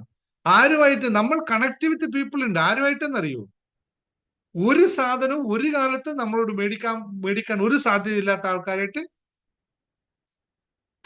എന്താ പറയാ, എല്ലാ ദിവസവും കാണും, എല്ലാ ദിവസവും സംസാരിക്കും. ജീവിതത്തിൽ ഇന്നേ വരെ അവൻ വാങ്ങിച്ചിട്ടുണ്ടോ നമ്മുടെ അടുത്ത് ഒരിക്കലും വാങ്ങിക്കില്ല. അവരുമായിട്ട് നമ്മൾ കണക്ഷൻ ഉണ്ട്. പക്ഷെ വാങ്ങിക്കാൻ സാധ്യതയുള്ളതോ അല്ലെങ്കിൽ പൊട്ടൻഷ്യലായ അൺനോൺ പീപ്പിൾ, അല്ലെങ്കിൽ ഞാൻ അങ്ങനെ പറയാം, അവരങ്ങനെ ഉപയോഗിക്കുന്നു, അൺനോൺ പീപ്പിളുമായിട്ട് നമുക്ക് ഒരു കണക്ഷനും ഇല്ല. കണ്ടാൽ തന്നെ ഫേസ്ബുക്കിൽ അവർ ഫ്രണ്ട്സ് അല്ല, ഫേസ്ബുക്കിൽ അവർ കണ്ടാൽ കമന്റ് ഒന്നുമില്ല, അവരൊന്നുമില്ല. പക്ഷെ നമ്മുടെ അടുത്ത ആൾക്കാരുണ്ടല്ലോ, ഒരിക്കലും ഇല്ലാത്ത, അവരുമായിട്ട് നമ്മൾ കണക്ഷൻ. ഇതല്ല ബിസിനസ്സുകാരൻ ഒരിക്കലും ചെയ്യരുത്. നമ്മളൊരു കച്ചവടം ചെയ്യുന്നുണ്ടെങ്കിൽ നമ്മുടെ നമ്മളെ കസ്റ്റമേഴ്സ് ആരാന്നറിയോ നിങ്ങൾക്ക്? ഒരു ബിസിനസ്സുകാരന്റെ യഥാർത്ഥ കസ്റ്റമർ ആരാന്നറിയോ? എന്റെ യഥാർത്ഥ കസ്റ്റമർ ആരാണ്? എന്നെ ഒരു പരിചയമില്ലാത്ത നിങ്ങളൊക്കെയാണ്. കാലങ്ങളായിട്ട് ഞാനിവിടെ സാമൂഹ്യ പ്രവർത്തനവും അല്ലെങ്കിൽ രാഷ്ട്രീയ പ്രവർത്തനവും എന്താ പറയാ ആത്മീയ പ്രവർത്തനവും ഒക്കെ നടത്തി പരിചയമുള്ള ഒരു മനുഷ്യനെ പോലെ നിങ്ങളുടെ ഈ പ്ലാറ്റ്ഫോം എവിടെയും കണ്ടോ നോക്കിയേ. ഒരു രൂപ തന്നിട്ട് എന്നോട് കോഴ്സ് മേടിക്കുന്നുണ്ടോ നോക്കിയേ. ഒരാളും വരില്ല. അവർക്ക് വേണ്ടി ഞാൻ എന്റെ ഇഷ്ടം പോലെ സമയം ചെലവാക്കിയിട്ടുണ്ടാവും, പൈസയും ചെലവാക്കിയിട്ട്, പക്ഷെ ഒരു മനുഷ്യൻ പോലും വരില്ല. അതേപോലെ നമ്മുടെ കസ്റ്റമർ നമ്മുടെ ബന്ധുക്കളോ സുഹൃത്തുക്കളോ ആയിരിക്കില്ല. അതാവുകയുമില്ല. ആയാലൊട്ട് ഗുണവും ഉണ്ടാവില്ല.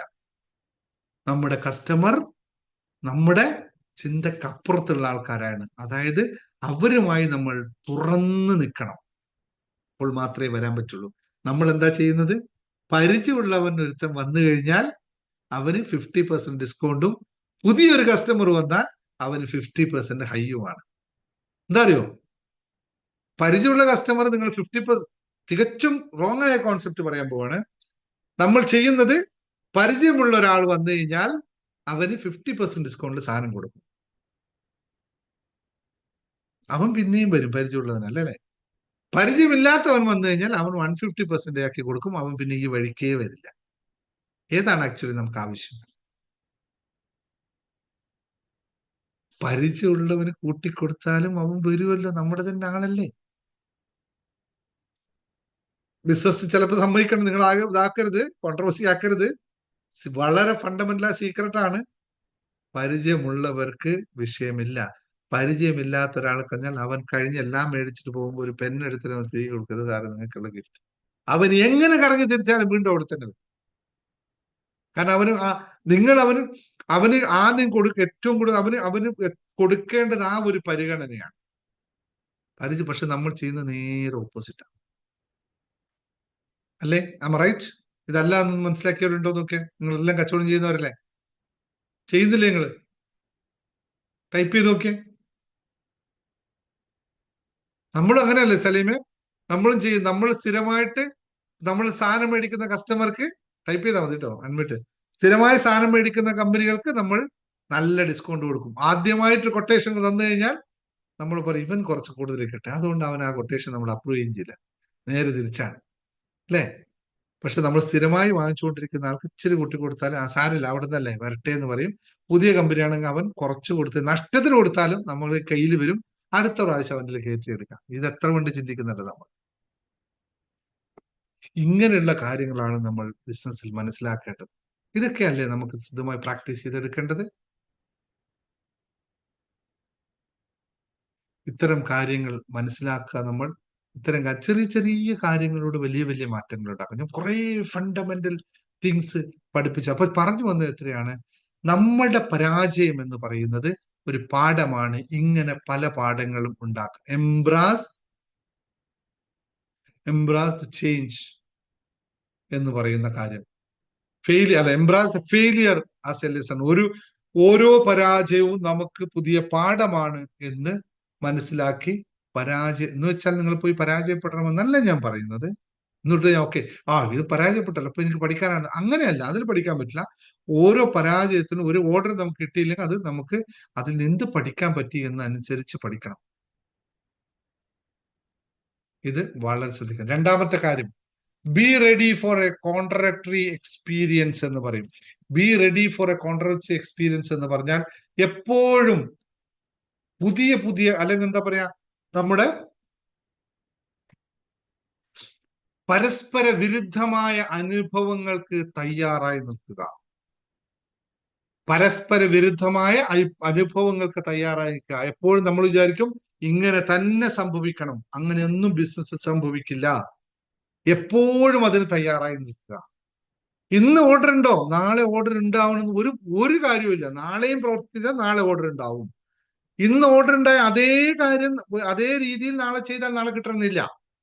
അത് വ്യത്യസ്തമായ സമീപനമായിരിക്കും, വ്യത്യസ്തമായ കസ്റ്റമർ ആയിരിക്കും. അപ്പോൾ എപ്പോഴും കോൺട്രാക്ടർക്ക് വേണ്ടി വെയിറ്റ് ചെയ്യുക, തയ്യാറായി നിൽക്കുക. പരസ്പര വിരുദ്ധമായ അനുഭവങ്ങൾക്ക് തയ്യാറാവുക. അത് പല രീതിയിൽ വരാം, പല രൂപത്തിൽ വരാം, പല ഭാവത്തിൽ വരാം. അതിനൊക്കെ നമ്മൾ തയ്യാറായി നിൽക്കുമ്പോഴാണ് നമുക്ക് ഇതൊക്കെ സാധ്യമാകുന്നത്. ഒരു ചെറിയൊരു കഥയുണ്ട്. നമ്മുടെ ആമസോൺ, നിങ്ങൾക്ക് എല്ലാവർക്കും അറിയാലോ ആമസോൺ എന്ന് പറയുന്ന, ഇപ്പോൾ നിങ്ങൾ എല്ലാവരും ഉപയോഗിക്കുന്ന ആമസോൺ. ആമസോൺ ഇങ്ങനെ എന്നും തുടങ്ങിയ ഒരു സ്ഥാപനമേ അല്ല. ആമസോൺ ഒറ്റ കോൺസെപ്റ്റേ ഉണ്ടായിട്ടുള്ളൂ. ആമസോണിന്റെ ജിൻഫോക്സ് ഒറ്റ കോൺസെപ്റ്റ് ആയിട്ട് ഭയങ്കര ആഗ്രഹമായിരുന്നു പുസ്തകം വിൽക്കുക. ബുക്ക് സെയിൽ മാത്രമായിരുന്നു അയാളുടെ ഉദ്ദേശം. സ്റ്റേഷനറി അല്ല, പ്രിന്റഡ് ബുക്കുകൾ വിൽക്കുന്ന ഒരു സ്ഥാപനമായിട്ട് തുടങ്ങിയതാണ്. ജെഫ് ബോസ് പറഞ്ഞത് എപ്പോഴും അതിന് മാത്രമായിരുന്നു ഫോക്കസ് ചെയ്തത്. അത് കഴിഞ്ഞപ്പോൾ അയാൾക്ക് തോന്നി ബുക്ക് ഇങ്ങനെ വിൽക്കുന്നതിന് അപ്പുറത്തേക്ക് ഓഡിയോ രൂപത്തിലാക്കി വിറ്റ് കഴിഞ്ഞാൽ കുറച്ചും കൂടി നല്ലതാണ്. കാലം മാറി, നേരത്തെ പറഞ്ഞില്ലേ അപ്ഡേറ്റ് ആവണം, കാലം മാറി, ഓഡിയോ ബുക്കിന്റെ കാലം വന്നു. അപ്പോൾ അയാള് മറ്റുള്ളവരിൽ നിന്നും പെർമിഷൻ വാങ്ങിച്ച് ലീഗൽ ആയിട്ടുള്ള ഓഡിയോസ് ഇറക്കാൻ തുടങ്ങി. ഓഡിയോസ് വന്നു കഴിഞ്ഞപ്പോഴാണ് അടുത്ത അയാൾക്ക് ഒരു വിഷയം വന്നത്. ഈ മൊബൈൽ പലരും മൊബൈൽ ഉപയോഗിക്കുന്ന, അല്ലെങ്കിൽ ഫ്ലൈറ്റിലൊക്കെ മൊബൈലിന്റെ വിഷയങ്ങൾ വരുന്നു. പലർക്കും താല്പര്യമില്ല മൊബൈൽ ഉപയോഗിക്കാൻ, കോളുകൾ വരുന്നു, സ്വസ്ഥമായിട്ടിരുന്ന് ഓഡിയോ ബുക്സ് കേൾക്കാൻ പറ്റുന്നില്ല എന്ന് പറഞ്ഞപ്പോൾ അയാൾ കുട്ടികൾക്ക് മറ്റുള്ളതുമായിട്ട് കിഡ്സിന് വേണ്ടിയുള്ള ടാബ് പോലെ ഓഡിയോ പാഡ്, അല്ലെങ്കിൽ ഓഡിയോ ബുക്സിന്റെ പാഡ്, അല്ലെങ്കിൽ അതിൽ വായിക്കാനും കേൾക്കാനും പറ്റുന്നുള്ള ടാബുകൾ പുറത്തിറക്കി. അത് ഹിറ്റായി മാർക്കറ്റിൽ. അങ്ങനെ ഓരോ പുതിയ സർവീസ്, ക്ലൗഡ് സർവീസുകൾ, ഇപ്പൊ ഇലക്ട്രോണിക്സ്, എന്താ ഇപ്പോ പേയ്മെന്റ് ഗേറ്റ്വേ സിസ്റ്റം, അങ്ങനെ ആമസോണിന്റെ കയ്യിൽ ഇല്ലാത്ത പ്രൊഡക്റ്റുകളില്ല. ചെറിയ കാലഘട്ടം മാത്രമാണ്. നമ്മൾ എത്ര അപ്ഡേറ്റ് ആയി? ഞാനും നിങ്ങളുടെ ഒക്കെ എത്ര അപ്ഡേറ്റ് ആയി? പണ്ട് LIC വിറ്റത് ഇന്നും LIC അതുപോലെ തന്നെ വിൽക്കുന്നു. പണ്ട് 10 വർഷമായിട്ടും നമ്മുടെ കയ്യിൽ നിന്ന് അങ്ങോട്ട് പൈസ കൊടുത്തിട്ട് കട നടത്തിക്കൊണ്ടു പോകുന്നു, അല്ലെ? ഒരു വ്യത്യാസവും ഇല്ല. എവിടെയാണ് അപ്ഡേറ്റ് ആയത്? ഗാർമെന്റ്സ് ഷോപ്പ് നടത്തുന്ന നമ്മൾ ഗാർമെന്റ്സിന് അടുത്ത തലത്തിലേക്ക് പോയോ? സ്റ്റേഷനറി കടയിൽ നടത്തുന്ന നമ്മൾ സ്റ്റേഷനറിന്ന് അടുത്ത തലത്തിലേക്ക് പോയോ? അതിന്റെ സാധ്യതയെ പറ്റി അന്വേഷിച്ചോ? അടുത്ത് എന്തൊക്കെ അതിൽ ആഡ് ചെയ്യാൻ പറ്റുമെന്ന് അന്വേഷിച്ചോ? ലീൻ സ്റ്റാർട്ടപ്പ് എന്ന് പറയുന്ന ഒരു സ്ഥാപനം ഉണ്ടായിരുന്നു, എറിക് റീൻസിന്റെ. അയാൾ ചെയ്തത് കൃത്യമായ ഒരു സിസ്റ്റം ഡെവലപ്പ് ചെയ്ത് അതിലൂടെ പോയപ്പോ കംപ്ലീറ്റ് ആയിട്ട് ആ സ്റ്റാർട്ടപ്പ് എന്ന് പറഞ്ഞാൽ ചെറിയ സ്ഥാപനം, ചെറിയ ഇതിൽ തുടങ്ങി മില്യൺസ് ആയി മാറി നിൽക്കുന്ന സ്ഥാപനമാണ്. ആർക്കും പറ്റുന്ന ചെറിയ സാധാരണ സ്ഥാപനമായിരുന്നു. ഇത്തരം സിസ്റ്റത്തിലൂടെ കടന്നു പോകുമ്പോൾ നമുക്ക് സാധ്യമാണ്. പക്ഷെ ഒന്നാമത് നമ്മൾ അത്രയും ചിന്തിക്കുന്നില്ല എന്നതാണ് ഏറ്റവും പ്രധാനപ്പെട്ട സത്യം. നമുക്ക് അത്രയും ചിന്തിക്കാൻ പറ്റുന്നില്ല. മൂന്നാമത്തെ കാര്യം, take calculated risk for growth. Take calculated risk. എത്ര പേർക്ക് ബിസിനസ്സിൽ റിസ്ക് എടുക്കാൻ തയ്യാറാണ്? റിസ്ക് എടുക്കാൻ ചില ആളുകൾ ഞാൻ റിസ്ക് എടുത്തോളൂ, പക്ഷെ റിസ്ക് എടുക്കുകയല്ല ചെയ്യേണ്ടത്, കാൽക്കുലേറ്റഡ് ആയിട്ടുള്ള റിസ്ക്. ഈ റിസ്ക് എടുത്തു കഴിഞ്ഞാൽ എനിക്ക് ഇത്ര നഷ്ടമോ ഇത്ര ലാഭമോ വരുമെന്ന് ആലോചിച്ച് ചെയ്യാൻ എത്ര പേർക്ക് സാധിക്കുന്നു? റിസ്ക് എടുക്കാതെ ഏതെങ്കിലും ഒരു ബിസിനസ് സക്സസ് ആക്കാൻ പറ്റുമോ? ഒരു ബിസിനസ്സും റിസ്ക് എടുക്കാതെ സക്സസ് ചെയ്യാൻ പറ്റുകയില്ല. പക്ഷെ റിസ്കിനെ കൃത്യമായി കാൽക്കുലേറ്റ് ചെയ്യാനുള്ള കഴിവൊരു അതിന്റെ ഓണർക്ക് ഉണ്ടാവണം. സാധ്യമാകുന്ന കാര്യമാണ്. എങ്ങനെ? ഓരോ കാര്യങ്ങളും നമ്മുടെ ബിസിനസ്സിൽ എത്രയാണ്, എന്താണ് നടക്കുന്നതെന്ന് കൃത്യമായി അറിയുന്നത് എത്ര പേരുണ്ട്? എത്ര പേർക്ക് അറിയാം എന്റെ ബിസിനസ് ഇന്നത്തെ ഇന്നത്തെ അവസ്ഥ? നമ്മളിപ്പോ ഞാൻ നിങ്ങളോട് സംസാരിക്കുന്നത് എനിക്കറിയാം, ചെറിയ ചെറിയ സ്ഥാപനങ്ങളാണ്. ഞാൻ പലരോടും ചോദിക്കുമ്പോൾ പറഞ്ഞിട്ടുണ്ട്, ഓക്കെ ചെറിയ സ്റ്റേഷനറി ഷോപ്പാണെന്ന് കരുതിക്കോ, അല്ലെങ്കിൽ രഞ്ജുവിന് ഇപ്പോ പറയാം രഞ്ജു ചെയ്യുന്നത് നമ്മുടെ ഗാർമെന്റ്സ് ഷോപ്പാണ് അല്ലെ. ഗാർമെന്റ് ഷോപ്പ് എടുക്കുന്ന രഞ്ജുവിനോട് ചോദിക്കാൻ, രഞ്ജു ഇന്ന് എത്ര രൂപയുടെ കച്ചവടം ഉണ്ടായി എന്ന് ചോദിച്ചാൽ എത്ര പേർക്ക് വൈകിട്ട് കട അടച്ചു വരുമ്പോൾ എനിക്ക് ഇന്ന് ഇത്ര രൂപയുടെ കച്ചവടമാണ്, അതിൽ ഇത്ര രൂപ എനിക്ക് ലാഭം കിട്ടിയെന്ന് കണക്കുകൾ എത്ര പേരുണ്ട്? ഒന്ന് ഹാൻഡ് റൈസ് ചെയ്ത്. എനിക്ക് കൃത്യമായിട്ട് അറിയാം, എനിക്ക് ഇന്നത്തെ കച്ചവടം ഇത്ര രൂപ ഞാൻ എഴുതി വെച്ച് വന്നിട്ടുണ്ട്, എനിക്ക് ഇത്ര രൂപയുടെ കച്ചവടം, ഇത്ര രൂപ ഇന്നത്തെ ലാഭം കിട്ടി. എത്ര പേരുണ്ടാവും? യെസ്, മിനിയാന്ന് രേണു മാം കറക്റ്റായിട്ട് പറഞ്ഞു, ഇത്ര എനിക്ക് കച്ചവടം, അതിൽ ഇത്ര എനിക്ക് ചെലവായി, ഇത്ര ബാക്കി വന്നു കൃത്യമായി പറഞ്ഞു. ഇതാണ് ഒരു യഥാർത്ഥ ഓണറിന്റെ അവസ്ഥ. ഇതായിരിക്കണം അവസ്ഥ. അപ്പോഴെന്താ സംഭവിക്കുന്ന വെച്ചാൽ, the where you focus there is a result. കാരണം നിങ്ങൾ അതിൽ കൃത്യമായി ഫോക്കസ്ഡ് ആണ്. അവിടെ പടി പടി പടി എന്താ സംഭവിക്കാന്നറിയോ? അടുത്ത ചിന്ത എന്തായിരിക്കും അറിയോ? ഇന്ന് എനിക്ക് 5560 രൂപ ലാഭം കിട്ടി എന്നുള്ളത് വന്നാൽ നാളെ ഞാൻ ആലോചിക്കുന്നറിയോ? ഇന്നലെ 5560, ഇന്നൊരു 6000 കിട്ടിയാലല്ലേ കാര്യമുള്ളൂ. കാരണം ഒരു ദിവസം കൂടി കഴിഞ്ഞു പോയില്ലേ. 6000 കിട്ടിയാലേ കാര്യമുള്ളൂ. അന്ന് 6000 കിട്ടുന്നു, അടുത്ത ദിവസം പറഞ്ഞു എനിക്ക് എങ്ങനെ പോയി ഇന്നൊരു 6100 രൂപ കിട്ടിയാൽ ഇന്നലത്തെക്കാളും കൂടുതൽ ബെറ്റർ ആവും. ഇങ്ങനെ നമ്മൾ ഓരോ ദിവസവും മുന്നോട്ട് പോകാൻ കൃത്യമായ കാൽക്കുലേഷൻ നമുക്ക് വേണം. പക്ഷെ ഇപ്പൊ ഞാൻ പറഞ്ഞ പോയിന്റ് അതല്ല. പറഞ്ഞ പോയിന്റ് റിസ്ക് എടുക്കണം, കാൽക്കുലേറ്റഡ് ആയിട്ടുള്ള റിസ്ക് എടുക്കണം. Take calculated risk for growth. വളർച്ചയ്ക്ക് വേണ്ടി വ്യക്തമായ കാൽക്കുലേറ്റഡ് ആയിട്ട് റിസ്ക് എടുക്കുക എന്നുള്ളത്.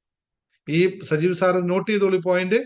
വളരെ കൃത്യമായി പറയാം, ഒരു റിസ്ക് എടുക്കാൻ നിങ്ങൾ പോവുകയാണിപ്പോ. നേരത്തെ പറഞ്ഞ പോലെ അതേപോലെ തന്നെ നമ്മുടെ ജോസഫിനോടും പറയാണ്, എഴുതി വെച്ചോളൂ, ഒരു റിസ്ക് എടുക്കാൻ പോവുകയാണ്, ആ റിസ്കിന് വേണ്ടി കാൽക്കുലേഷൻ തുടങ്ങി വെച്ചോളൂ. എത്ര കണ്ട് എനിക്ക് ഇതിനെ പിടിച്ചു നിർത്താൻ പറ്റും, എത്ര ഞാൻ ഈ ആക്ഷൻ എടുക്കാൻ പോയി കഴിഞ്ഞാൽ എത്ര കണ്ട് ഞാൻ റിസ്ക് എടുക്കേണ്ടി വരും, അതിൽ എത്ര ബെനിഫിറ്റ് ഉണ്ടാവും, എത്ര ലാഭം ഉണ്ടാവും, എത്ര നഷ്ടം ഉണ്ടാവും വെക്കുക. അതിനനുസരിച്ച് നമ്മൾ മൈൻഡ് പ്രിപ്പയർ ചെയ്യുക, ജമ്പ് ഇറ്റ്. പറഞ്ഞാണ് ഞാൻ കൂടുതലായിട്ട് അതിനെപ്പറ്റി. കാൽക്കുലേറ്റ് റിസ്ക് എടുക്കാതെ നമുക്ക് പറ്റില്ല. നേരത്തെ ജോസഫ് എന്നോട് പറഞ്ഞാണ്, ഒരു മാസം 5 ലക്ഷം രൂപ അല്ലെങ്കിൽ 10 ലക്ഷം രൂപയുടെ കച്ചവടം എനിക്ക് നടക്കണം എങ്കിൽ അതിനനുസരിച്ച് ഇൻഫ്രാസ്ട്രക്ചർ നമ്മൾ ഡെവലപ്പ് ചെയ്യാതെ ഒരു കച്ചവടം നടക്കില്ല. ശൂന്യതയിൽ നിന്നൊന്നും സംഭവിക്കില്ല. അപ്പോൾ അതിന് നമ്മൾ പ്രിപ്പയർ ആവണം, നമ്മുടെ എനർജി ഉണ്ടാക്കണം, നമ്മൾ റിസ്ക് എടുക്കണം. പല സമയത്തും നമ്മൾ കോംപ്രമൈസ് ചെയ്യേണ്ടി വരും. പല നമ്മൾ നടന്നു പോകാത്ത വഴികളിലൂടെ നമ്മൾ നടക്കേണ്ടി വരും. എന്തിനാണെന്നറിയോ? ഈ സാധനം നമ്മുടെ കയ്യിലെത്താനാണ്. അത് എത്തിക്കഴിഞ്ഞാൽ പിന്നെ ആ വഴിയൊക്കെ നമുക്ക് സുപരിചിതമാവും. ആ വഴി നമുക്ക് സുപരിചിതമാകുന്നത് വരെ നമുക്ക് റിസ്ക് ആണ് ഇവിടെ. ഈ പാലം അങ്ങോട്ട് പോകും ഇങ്ങോട്ട് പോകുമെന്ന് അറിയില്ല. അക്കരെ എത്തിക്കഴിഞ്ഞാൽ പിന്നെ പറയും, ഓ ഇത് എളുപ്പമായിരുന്നല്ലോ കടന്നു വന്ന പാലം എന്ന് പറയും. പിന്നെ തിരിച്ചിങ്ങോട്ട് കിടക്കാൻ പറഞ്ഞാൽ സുഖമായിട്ട് കിടക്കാം, അങ്ങോട്ടും കിടക്കാം. ആ പാലം എടുത്തിട്ട് അടുത്ത തോടിന് കുറുകെ എടുത്ത് വീണ്ടും പോവുകയും ചെയ്യാം. ഇത് എളുപ്പമാണ്. പക്ഷെ അതിന് ഒരു സാധനം വേണം. ബിസിനസിന്റെ ഫണ്ടമെന്റൽ നിങ്ങൾക്ക് അറിയാമല്ലോ, business is always in calculation. ഇതില്ലാത്ത ആരെങ്കിലും ഉണ്ടോ? ബിസിനസ് ചെയ്യുന്നവര് ഉണ്ടെങ്കിൽ ഇന്ന് നിർത്തിക്കോളൂ, ലോക്കം മേടിച്ചോളൂ, വെച്ചോളൂ. ഈ സാധനം വെറുതെ കാണിച്ചതാണ്. അത് ഇതിനെന്തിനാ കാണിച്ചത്? ഓരോ നിമിഷവും കാൽക്കുലേഷൻ ആണ്. എന്റെ കടയിൽ, എന്റെ സ്ഥാപനത്തിൽ ഒരു സ്റ്റാഫ് ഉണ്ട്, ഭയങ്കര രസമാണ്. ഒരു സാധനം ഇപ്പൊ ഞങ്ങൾ 6-8 പേര് നിന്നിട്ട് സാധനം വിറ്റാലും അവരവിടെ നിന്നിട്ട് ആദ്യം ചെയ്യുന്ന പണി എന്ന് വെച്ചാൽ, നമ്മൾ സാധനം കൊടുത്തു, അവൻ അന്നേരം കാൽക്കുലേറ്റ് ചെയ്യും, എത്ര രൂപ ഇതിൽ കിട്ടി, ഇതിലെത്ര കിട്ടി, ഇതിലെത്ര കിട്ടി. എന്നിട്ട് വന്നിട്ട് പറയും, എന്നോട് എപ്പോഴും പറയും, സാറേ എന്ത് പണിയാ കാണിച്ചു സാറേ, ഞാൻ അവൻ എങ്ങനെയായാലും ഒരു 30% ലാഭത്തിന് കൊടുത്തേനെ. സാറ് ഇടപെട്ടപ്പോ, സാറ് വന്ന് വില വെച്ചപ്പോ, സാറ് കുറച്ച് കൊടുത്തപ്പോ നമുക്ക് 20% ആയി കുറഞ്ഞില്ല, ഞാൻ 30 കൊടുക്കുമായിരുന്നില്ലേ. അവൻ ചിലപ്പോൾ ലാസ്റ്റ് കസ്റ്റമർ എന്റെ മുതലാളിയല്ലേ എന്ന് പറഞ്ഞിട്ട് എന്നോട് സാർ എന്തെങ്കിലും കുറക്കുമെന്ന് പറയുമ്പോൾ നമ്മൾ സ്വാഭാവികമായിട്ട് കുറച്ചു പോകും. പക്ഷെ അത് പിടിച്ചവൻ പറയും, സാർ എന്തിനാ ഇടപെട്ട്, സാറ് വഴിക്ക് എന്തിനാ വന്നത്, ഞാൻ കൊടുത്തോളായിരുന്നല്ലോ. നമുക്ക് തോന്നി ഷേടാ. അങ്ങനെ ആയിരിക്കണം ആൾക്കാർ. അങ്ങനെ നമ്മൾ ചിന്തിക്കാൻ പറ്റണം നമുക്ക്. എന്ന് വെച്ചാൽ ഞാൻ ഈ പറഞ്ഞത്, ഞാൻ വീണ്ടും പറയുന്നു, ഇത് ബിസിനസ് ക്ലാസ് ആണ്. ഇവിടെ കഴിഞ്ഞ് പുറത്തുള്ള ചിന്തകളുമായിട്ട് ഇവിടെ വന്നേക്കരുത്. ഇവിടെ only talking about money, profit. അതുകൊണ്ട് ഇയാൾ പറഞ്ഞു തരുന്നത് മറ്റുള്ളവർ പറ്റിക്കാനൊക്കെ ഒന്നും പറഞ്ഞു പോകരുത് കേട്ടോ. ഇത് അങ്ങനെയുള്ളവർ ഇവിടെ നിന്ന് സമയം കളയരുത് ദയവ് ചെയ്ത്. കാരണം ബിസിനസ് ക്ലാസ് പഠിപ്പിക്കുമ്പോൾ ബിസിനസിന്റെ കോൺസെപ്റ്റ് മാത്രമേ പഠിപ്പിക്കാൻ പറ്റുള്ളൂ. എപ്പോഴും അതേ പറയാൻ പറ്റും. ഇങ്ങനെ പ്രോഫിറ്റിനെ പറ്റി പറയാൻ പറ്റില്ല. അപ്പോൾ കസ്റ്റമറെ അങ്ങനെ ചെയ്യാൻ പാടുള്ളൂ, കസ്റ്റമറോട് അധികം ലാഭം മേടിക്കാൻ പാടുള്ളൂ എന്നുള്ള കോൺസെപ്റ്റ് ആയിട്ട് ഇങ്ങോട്ട് വന്നേക്കരുത്. ഇത് പ്രാക്ടിക്കൽ അല്ല. ഇവിടെ only talking about profit profit profit. ഇതിലുള്ളവർ മാത്രം. അതുകൊണ്ട് ബിസിനസ് ചെയ്യുന്നവരും ബിസിനസ് ചെയ്യാൻ താല്പര്യപ്പെട്ടവരും മാത്രമേ ഇവിടെ ഇരിക്കാവൂ. അല്ലെങ്കിൽ എന്ത് സംഭവിക്കാന്ന് വെച്ചാൽ, ഇന്നലെ ആരൊക്കെയോ പറഞ്ഞു എന്ന് പറഞ്ഞു, സാറ് ക്ലാസ് എടുക്കുന്ന രീതി ശരിയല്ല എന്ന് ആരോ ഇങ്ങനെ പറഞ്ഞു. സ്വാഭാവികം, കുഴപ്പമില്ല, അതുകൊണ്ട് കുഴപ്പമില്ല. ആരോ എന്ത് പറഞ്ഞു, ഞാൻ അൺമ്യൂട്ട് ചെയ്യാൻ, അവർ അൺമ്യൂട്ട് ചെയ്യാൻ പറഞ്ഞപ്പോ അൺമ്യൂട്ട് ചെയ്തിട്ട് ഗ്രൂപ്പിൽ നിന്ന് എക്സിറ്റ് ചെയ്ത് പോയി എന്നൊക്കെ പറഞ്ഞേക്കാം. ഓക്കെ, അതൊന്നും ചെയ്യാൻ പറ്റില്ല. കാരണം അതൊക്കെ അതിന് ഭാഗം. അത്രയും ഷോർട്ട് ടെമ്പർ ആയ ആൾക്കാർക്ക് ഇവിടെ ഇരുന്നിട്ട് യാതൊരു കാര്യമില്ല. നമുക്കൊന്നും മാറ്റപ്പെടുത്താൻ പറ്റില്ല എന്നുള്ളത് അറിയുക. കാരണം പഠിക്കാനാണ് വരുന്നത്. പഠിക്കുക, മനസ്സിലാക്കുക. ഞാൻ എന്റെ അനുഭവത്തിലൂടെ പറഞ്ഞത് എന്ന് വെച്ചാൽ, ഞാൻ മൾട്ടി മില്യൺ ബിസിനസ്സുകാരൻ എന്നല്ല ഈ പറയുന്നത്. എന്റെ സാറ്റിസ്ഫാക്ഷൻ, ഞാൻ ഗുഡ് ബിസിനസ് മാൻ. എന്റെ സീറോ ഡെപ്റ്റിൽ പോകാൻ പറ്റുന്ന ഒരു ബിസിനസ് എന്നെ സംബന്ധിച്ച്. അതുകൊണ്ട് എനിക്കത് കൃത്യമായി പറഞ്ഞു തരാൻ പറ്റും. ഞാൻ വലിയ കോൺസെപ്റ്റുകളൊന്നും നിങ്ങളെ പഠിപ്പിക്കാൻ പോകുന്നില്ല. അറ്റ്ലീസ്റ്റ് നമുക്കിപ്പോ എന്താ വേണ്ടത്, നമ്മളെ ഫസ്റ്റ് തലത്തിൽ നിന്നും ഒരു തലത്തിലേക്ക് മുമ്പോട്ട് കൊണ്ടുപോകണം. ലാഭമാക്കി കൊണ്ടുപോകാൻ പറ്റുന്ന രീതിയിൽ നമ്മൾ ബിസിനസ്സിന് ഉയർത്തണം. അത് കഴിഞ്ഞിട്ട് നമുക്ക് അടുത്ത സ്റ്റേജ് പഠിക്കാം.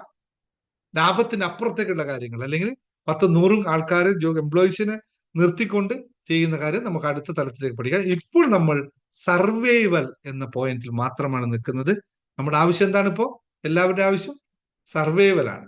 നമുക്കിപ്പോ നിന്ന് പോകണം, നമ്മുടെ കയ്യിൽ നിന്ന് അങ്ങോട്ട് പോകാൻ. ഇപ്പോൾ എന്താ സംഭവിക്കുന്നത്? അച്ഛനമ്മമാരുണ്ടാക്കി വെച്ച കുറച്ച് പരമ്പരാഗത സ്വത്തുണ്ട്, അതെടുത്ത് വിൽക്കണം. ഫണ്ട് പെൻഷൻ മേടിച്ച് കുറച്ച് തുകയുണ്ട്, ഫണ്ട് ഫിക്സഡ് ഡെപ്പോസിറ്റ്, അതെടുത്തിട്ട് ഡിസ്ട്രിബ്യൂട്ട് ചെയ്യണം.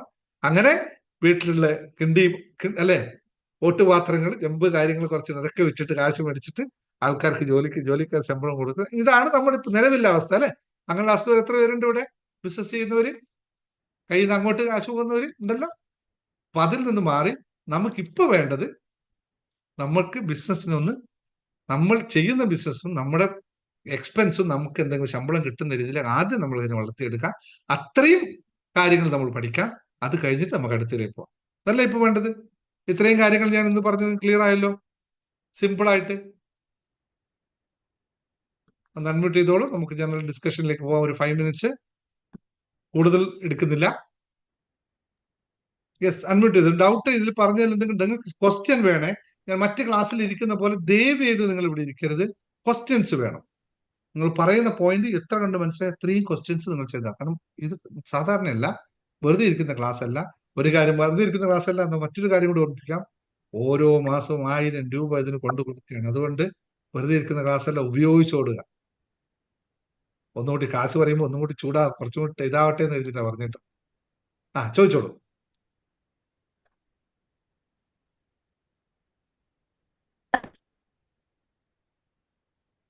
രഞ്ജുവിന് ചോദിക്കണമെന്നുണ്ട്. ചോദിക്കാൻ ആലോചിച്ച്, ഇത് അങ്ങനെ ചോദിക്കാൻ പറ്റുമോ, ഇത് ശരിയാണോ ചോദിക്കുന്നത്? അല്ലേ അടുത്ത ചോദ്യം? സൗണ്ട് ഇല്ല, സൗണ്ട് വരുന്നില്ല.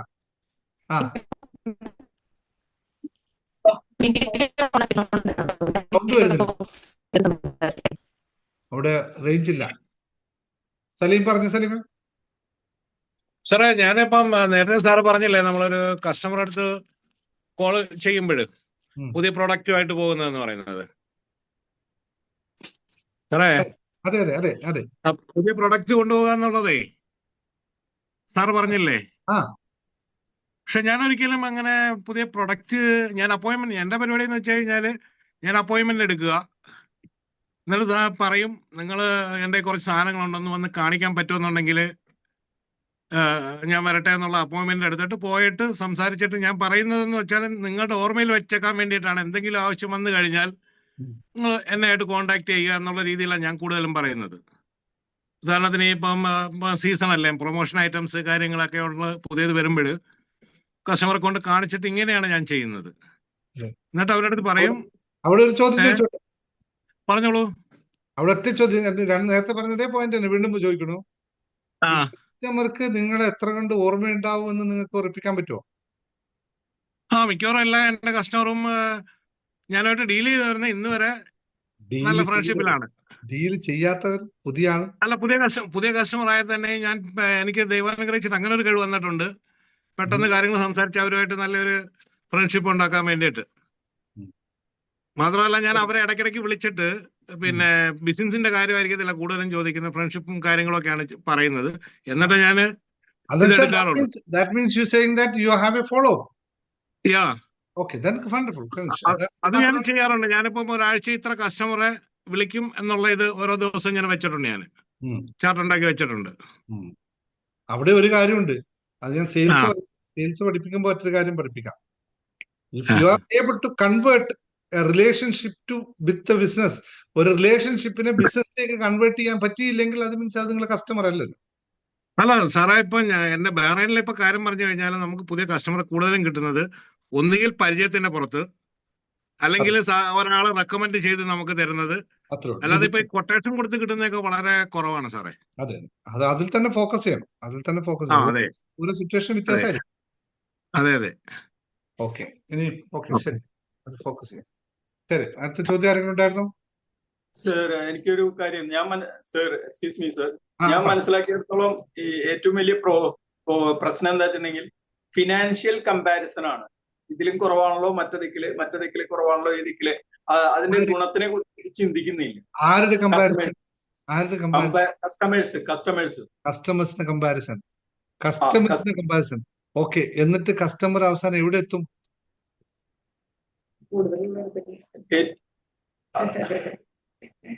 കസ്റ്റമർ അവസാനം എവിടെ ഏറ്റവും കുറഞ്ഞത് പോയി മേടിക്കോ, ഏതെങ്കിലും ഒരു കൺക്ലൂഷനിൽ എത്തുമോ? ഞാനിവിടെ മനസ്സിലാക്കിയിടത്തോളം അതിലെ ഏറ്റവും അതേ ചോദ്യം തന്നെ സാറ് പറഞ്ഞ അതേ ചോദ്യം നമുക്ക് തിരിച്ചു ചോദിക്കാം. When you do comparison you get 5 price from somewhere. ഒരു പ്രൊഡക്റ്റ് വാങ്ങിക്കുകയാണ് അല്ലെങ്കിൽ ഒരു സർവീസ് നമ്മൾ എടുക്കുകയാണ്, നമ്മൾ 5 കൊട്ടേഷൻ എടുത്തു, അല്ലെങ്കിൽ 5 സ്ഥലത്ത് പ്രൈസ് ചെക്ക് ചെയ്തു. അവസാനം അയാൾ വാങ്ങിക്കുന്നത്, അങ്ങനെയാണെങ്കിൽ അവസാനം അയാൾ വാങ്ങിക്കേണ്ട ഏറ്റവും ലോവസ്റ്റ് പ്രൈസുള്ള സ്ഥലത്താണ് അയാൾ ആ സർവീസ് എടുക്കേണ്ടത്, അല്ലേ? അങ്ങനെ ആയിരിക്കുമ്പോ നിങ്ങൾ മിക്ക ആൾക്കാരും ചെയ്യുന്ന അങ്ങനെ ആയിരിക്കുമോ? അങ്ങനെ ചെയ്തവർ എത്ര പേരുണ്ടാവും? സാറിന് വേറെ നമുക്ക് പ്രൊഡക്റ്റിനെ പറ്റി പറയാം. സാറിന് വീട്ടിലെ ഒരു ടി വി മേടിക്കാൻ, അല്ല സോറി, ഒരു ഫ്രിഡ്ജ്, സോറി, നമ്മുടെ എന്താ പറയുക, AC മേടിക്കാൻ തീരുമാനിച്ചു. സാറ് നമ്മുടെ എന്താ പറയാ റിലയൻസിൽ പോയി, മറ്റ് ഒരുപാട് സ്ഥാപനങ്ങളുണ്ടല്ലോ, അവിടെയൊക്കെ പോയി, അവിടെ നിങ്ങൾ ഒരു AC 1.5 ടണ്ണിന്റെ AC പോകുമ്പോൾ നിങ്ങൾക്ക് 10 മോഡൽ കാണാം. Okay, minimum. നിങ്ങൾ ആ 10ന്റെയും പ്രൈസ് വാങ്ങിച്ചു, നിങ്ങൾ വന്നു, നിങ്ങൾ തൊട്ടടുത്ത് മാർട്ടിൽ വേറൊരു സ്ഥലത്ത് പോയി, അങ്ങനെ ഒരു 5 സ്ഥലത്ത് പോയി, നിങ്ങൾ 5 സ്ഥലത്തും ഇതേ പ്രൊഡക്റ്റ് തന്നെ 10 എണ്ണത്തിന് വാങ്ങിച്ചു. അപ്പൊ 10 എണ്ണത്തിന് 10 വിലയായിരിക്കും. അപ്പൊ 10 സ്ഥലത്ത് പോയപ്പോൾ ടോട്ടൽ 100 ഐറ്റമായി നിങ്ങളെ. ഈ 100 ഐറ്റമിലും നിങ്ങൾ ഏറ്റവും പ്രൈസ് ആണ് നോക്കുന്നതെങ്കിൽ, പ്രൊഡക്റ്റ് ആണ് അല്ലെ പ്രൈസ് ആണ് നിങ്ങൾ നോക്കുന്നതെങ്കിൽ, ഈ 100ൽ ഏറ്റവും കുറഞ്ഞത് സെലക്ട് ചെയ്യണ്ടേ? നിങ്ങൾ സെലക്ട് ചെയ്യൂ, അങ്ങനെ ഒരാൾ സെലക്ട് ചെയ്യൂ. ക്വാളിറ്റിയേക്കാൾ കൂടുതൽ ഇമ്പോർട്ടൻസ് കൊടുക്കുന്നത് ഫിനാൻഷ്യൽ വിലയിലുള്ള കുറവും കാര്യങ്ങളുമാണ്. അല്ല, അതാ പറഞ്ഞത്. അങ്ങനെയാണെങ്കിൽ നിങ്ങൾ ഈ പറഞ്ഞ തോട്ട്സ് ആണ് നമുക്കുള്ളതെങ്കിൽ, ഈ 99 സാധനത്തിനേക്കാളും വില കുറഞ്ഞ ഒരു സാധനത്തേക്ക് നമ്മൾ സെലക്ട് ചെയ്യേണ്ടത് ഫിനാൻഷ്യൽ ആണെങ്കിൽ, അല്ലെ? അതല്ലേ ഓപ്ഷൻ ഉള്ളൂ അവിടെ, ആണോ? അപ്പൊ ആണോ? അങ്ങനെ ചെയ്യുവോ ആരെങ്കിലും? 99 ആസറ്റ് മാർക്കറ്റ് സ്റ്റഡീസ് 99% ആൾക്കാരും അത് ചെയ്യില്ല. കാരണം അവൻ നേരത്തെ പറഞ്ഞ പോലെ അവൻ ടോട്ടലി കൺഫ്യൂസ്ഡ് ആവും. രണ്ടാമത് അവൻ ഈ പോകുന്ന പോക്കിൽ ഒരു ഇന്റിമസി എവിടെയെങ്കിലും ക്രിയേറ്റ് ചെയ്യപ്പെടും. അവൻ ആ ഇന്റിമസിയെ ബേസ് ചെയ്തിട്ടായിരിക്കും ഇമോഷണലായിട്ട് എവിടെയെങ്കിലും കണക്ട് ചെയ്യപ്പെടും. ആ ഇമോഷനിൽ എവിടെ കണക്ട് ചെയ്യുന്നു ആ പ്രൊഡക്റ്റ് മാത്രമേ അവൻ മേടിക്കുകയുള്ളൂ. ഇത് ഹ്യൂമൻ സൈക്കോളജിയാണ്. ഇത് ശ്രദ്ധിച്ചാൽ മനസ്സിലാവും.